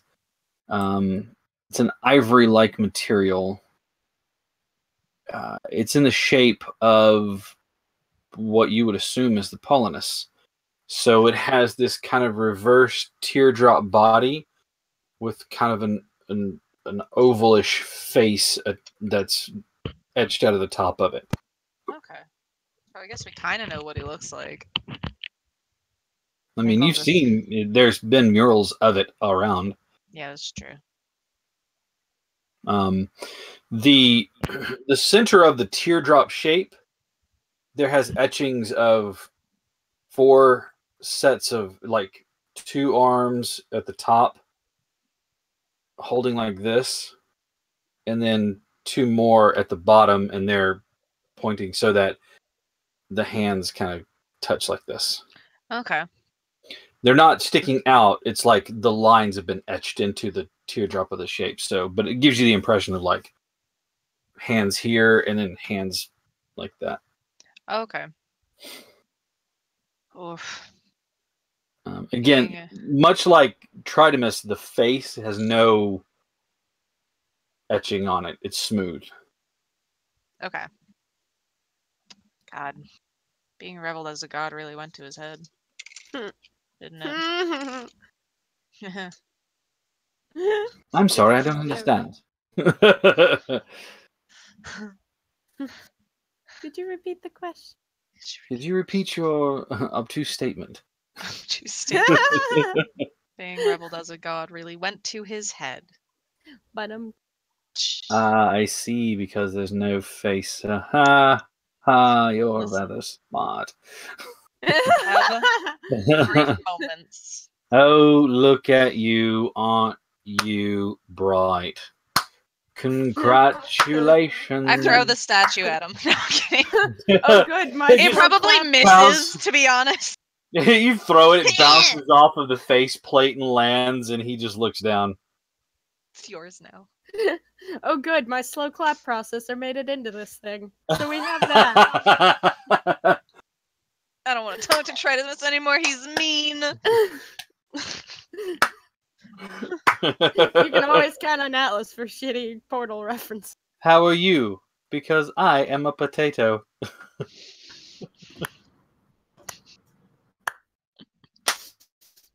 Oh, good GLaDOS. I've already made 2 GLaDOS jokes this episode, which I mean, I feel like that's not enough. Like, I have a quota to fill. I'm not there yet.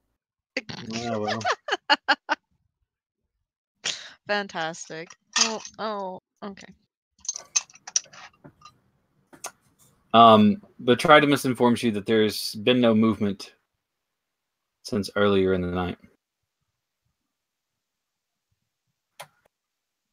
Was there a chance maybe he caught like what it was? Like not like with his bare hands, just with his eye processors. He doesn't. I don't know. I process. I just. He tells you it was large and. Was it dangerous looking? Was it aggressive? It was large and rather concerning. Like Oh, how that's large? just Tane. Oh, you caught Tane. Wait, sleepwalking again. That's fine. He does that. It happens. Yes, Jeff. Better because Loki is a curly-haired twink on another planet with a jock, big weird aliens, a strong-willed woman, and Jeff Goldblum. Are you saying that Skippy is Jeff Goldblum? I'm saying Jeff Goldblum is somebody, but you know, he's eternal and immortal and he exists in every universe, so like frankly, I don't see why he wouldn't. So you're basically saying that Jeff Goldblum is a watcher. Yeah. Yeah. He's Like, yeah, that's big exactly head, what I was saying. body He's- floating around. Oh yeah. He's a watcher. He's a sexy motherfucker.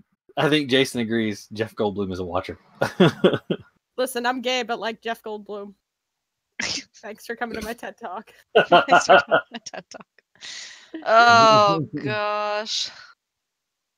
You are something else. Did we lose Maddie somewhere? Maddie's fucking dead. She didn't even say where she was going, to be honest. I don't know where she's Yeah. going, but she's on her way. Welcome back. What am I doing? What's happening? Oh, perfect timing. Sorry. Oh dear God. So, with the dark of night set in, Tridemus informing you that there's nothing that seems to be moving in these hours. He hasn't seen anything in some time. In an alien planet, another alien planet, inside of an alien home, we're going to call it for the night. And we'll figure out where the Yeehaw. crew goes next week. Our medical officer alone on her poor little colony planet, getting pelted by pink dry ice. Try ice. It's the little picture from Lilo and Stitch of Lilo in the corner like this, and it's me alone, but it's Nara alone. Sounds like you got more to draw. Yeah, Just I really agree. rude child drawing. I would love to thank my entire crew that came on board. Playing Tane, Jack playing Marilyn, Maddie playing Nara, Jason playing Skippy, and V who is playing Quentin. I am the Void itself, aka Heath. Also the Dire Bear GM. Captain Sack online if you're looking for me anywhere. Thank you all for tuning in and watching, especially you, Josh. Good night, Love boo. you guys. See you